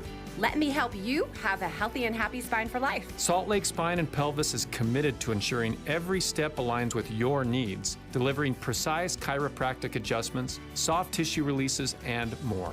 To learn about the services they provide, visit the Salt Lake Spine and Pelvis website. I'm Derek Miller with the Salt Lake Chamber, speaking on business. There is an awesome collaboration that goes on here between KSL News Radio and KSL 5 Television. It's called the 3 Things You Need to Know newsletter, because we know news is coming at you all day long. So our team of reporters and producers boil it down to the 3 things you need to know. How do you get the newsletter for free? Just text the word inbox to 57500. Again, text the word inbox to 57500. With the 3 things you need to know this hour, I'm Dan Bomas. First, the city of South Salt Lake will decide whether the old Motel 6 at 33rd South will become an emergency homeless shelter. Second, in the future, our cars will talk to the highways. Federal government rolling out a new safety plan based on communication technology. Third, Utah schools are trying to volunteers to become guardians authorized to carry weapons. 88 degrees and sunny in Salt Lake City. And back to Dave and Dujanovic on KSL News Radio. Dave and Dujanovic. We had a number of callers just a little while ago when we talked about losing the American dream to high home prices. Deseret News, excellent story. They're reporting a record number of U.S. homes valued at over $1 million, and they go even deeper, and they say that like 6 cities have an average home price of $1 million right now. Greg scored us in today for Dave Noriega, and you asked a great question to one of our callers. You said, "What do you tell your kids about getting a home and buying their first home?" Yeah, and we've been lucky because our children all own a home. They all got in at a time when home prices were not astronomical, where interest rates were not off the charts, and they were very smart that way. But today, with those 2 numbers being bad, home prices high, interest rates being bad, it's a hard thing to sell to your children. But I still think home ownership is important. But I would say this: we're doing a lot here in this state and a lot nationally to help first-time home buyers, to give some incentive, to give some financial assistance to first-time home buyers for housing that we didn't have before. And I think that that's something that's important for the government, because I think it's good for all of us to encourage home ownership. Hey, look, as a mom of 3 kids in their 20s. I did really appreciate Senate President Stuart Adams spearheading a first-time homebuyer program. I'll be honest. I thought this would be a great potential incentive for my kids to buy their first homes. Now, there's a lot of unknowns. We got one applying for medical school. Likely will end up in medical school out of state. That's going to cost the same as a home, Mom. So she may not get into this first-time homebuyer program.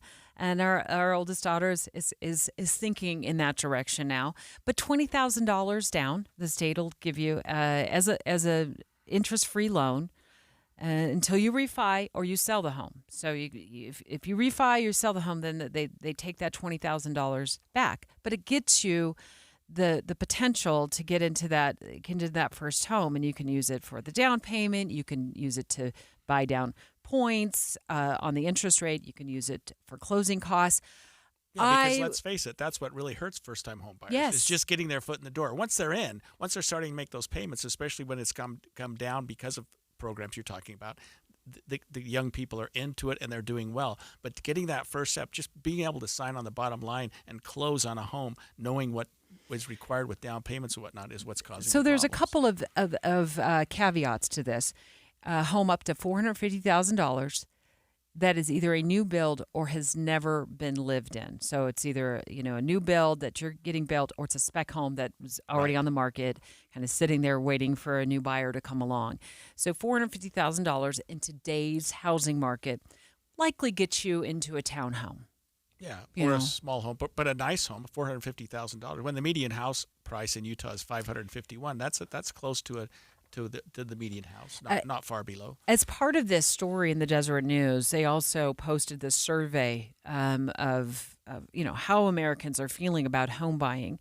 And you and I really focused in on this earlier, that 33% don't believe owning property should still be considered the American dream. What are your thoughts on that? Yeah, I mean, I think, of course, we had some callers who all thought just the opposite, except the one caller at the start who said, look, we were buying a house, we got upside down, we had all these problems, we had issues, we had whatnot, we're renting, the weight of the world is off of us now. I mean, she made it sound like we should have done this earlier. I think more people are looking toward renting, but you know what? In Utah, rent prices have gone up a lot. It's not that cheap. It's not like you're going to save a ton of money. You'll save something. But a lot of people feel like if they're going to put money toward rent, why not put it toward the equity in your home? And that's the difference. Our not quite 30-year-old producer, Caitlin Johnston, raised her hand and she's like, oh, I can talk about this. I say this in such a rude way. You're still renting? It's not rude. It's because I've accepted the fate. Thank you for covering for me. But I do think that has been an expectation. There's like 6 questions we ask people. When are you going to college? When are you going to graduate? When are you going to get a new job? Or what are you going to do for a career? When are you going to buy a house? Have you given up on the American dream? I wouldn't say I've given up, but I've let go of the expectation that I should be a homeowner by now, because I thought that I would have been one by 25, honestly, with my expectations of who I was as an 18-year-old. And now I'm 30, because I'm 30 in February. I'm maybe that's the year. I don't know. But it's just, I can't even keep up. I live paycheck to paycheck trying to pay off my debt. I pay $1,600 a month in rent. And that's I have a pretty spacious place right now, but that's standard for a 1-bedroom right now, $1,500-ish. So it's really just difficult to I just need to feel comfortable in my savings to be able to take that step, even though I'm so grateful for the first-time home buyer program. I think that's awesome. Even though you haven't taken advantage of it? Yeah, well, even though about once a month, I tell you could take advantage of this program. But then what happens when I'm in the mortgage and I'm stuck in repairs and I don't have a savings? That's what I'm afraid of. So I just need a pause button so I can stop spending all the money to survive. And then if I can get my savings where it needs to be, I would feel better to buy a home. A lot of people seem to be waiting until either house prices or mortgage rates go down, or both. I mean, and is that something that would encourage you? Let's say that a year from now, interest rates are not 7%, they're 4.5%. House prices, median house price isn't $500,000, but it's come down a little bit. Would that give you greater incentive, or are you waiting for that, or are you just waiting to save enough money to buy a house generally? Both. It's definitely both, because I think that would be more encouraging, because I don't want to be house broke. I would love to have a lower interest rate and all that. So I feel like timing is everything. So if that does happen, but it may never happen. I don't know. I can't expect that. So I just need to do what I can to get myself to a place, which it seems impossible. I don't know. I have a diabolical plan to maybe move in with a family member for a few months. I have not told them about this, but like that's my backup plan. Like maybe take a 6-month break of just paying a large chunk of rent, save up get my savings to a comfortable spot, because I could do that very easily. Does your aunt know you're? You know who I'm talking about. Does your aunt know? No, yeah, okay. But like she does if now. I end up in like a lull of like in between housing, that's great. That's my backup plan. It's a diabolical plan. Okay, so I love this. We talked about the $20,000 first-time homebuyer program. The idea of giving up your own place to go move back with a family member to kind of get back on your financial feet again to where you feel more comfortable and save more money. And then, Greg, as you mentioned, the possibility of interest rates coming down, which would lower Caitlin's monthly payment. And then before long, we're going to have you into a townhome. Next year things could happen. Next year and a half, whatever. That's great if I can just get comfortable. Do you notice I've stopped asking you regularly? I think it's all great, and I will be seeking your help when I actually make these decisions. You don't have financial help. I have stopped asking you because I realize that's a question that puts a lot of pressure on the younger generation. When are you going to buy a home? Oh, come on, $400,000, $500,000, $600,000, $800,000, $1 million in some communities. It's too much to ask. It's a lot of pressure. You don't need to get it. You don't need to be getting it from a coworker too. I mean, but I will help you. I will help you decorate. Okay, yes, that's great. Okay. That's great. I'm not asking you for money, but I will say I'm sick of paying rent and throwing money at the wall. That's what I'm tired of. Caitlin Johnston, our amazing 29, almost 30-year-old producer. When you get a home, we will have a housewarming party for you of the biggest kind. We'll all be there. Thanks for giving us that perspective. So important to hear from a member of the younger generation is just looking to get into home ownership and has put it off and put it off and put it off. We hear you. We hear you. Thanks, Greg, for filling in for Dave today. KSL FM Midvale. KSL Salt Lake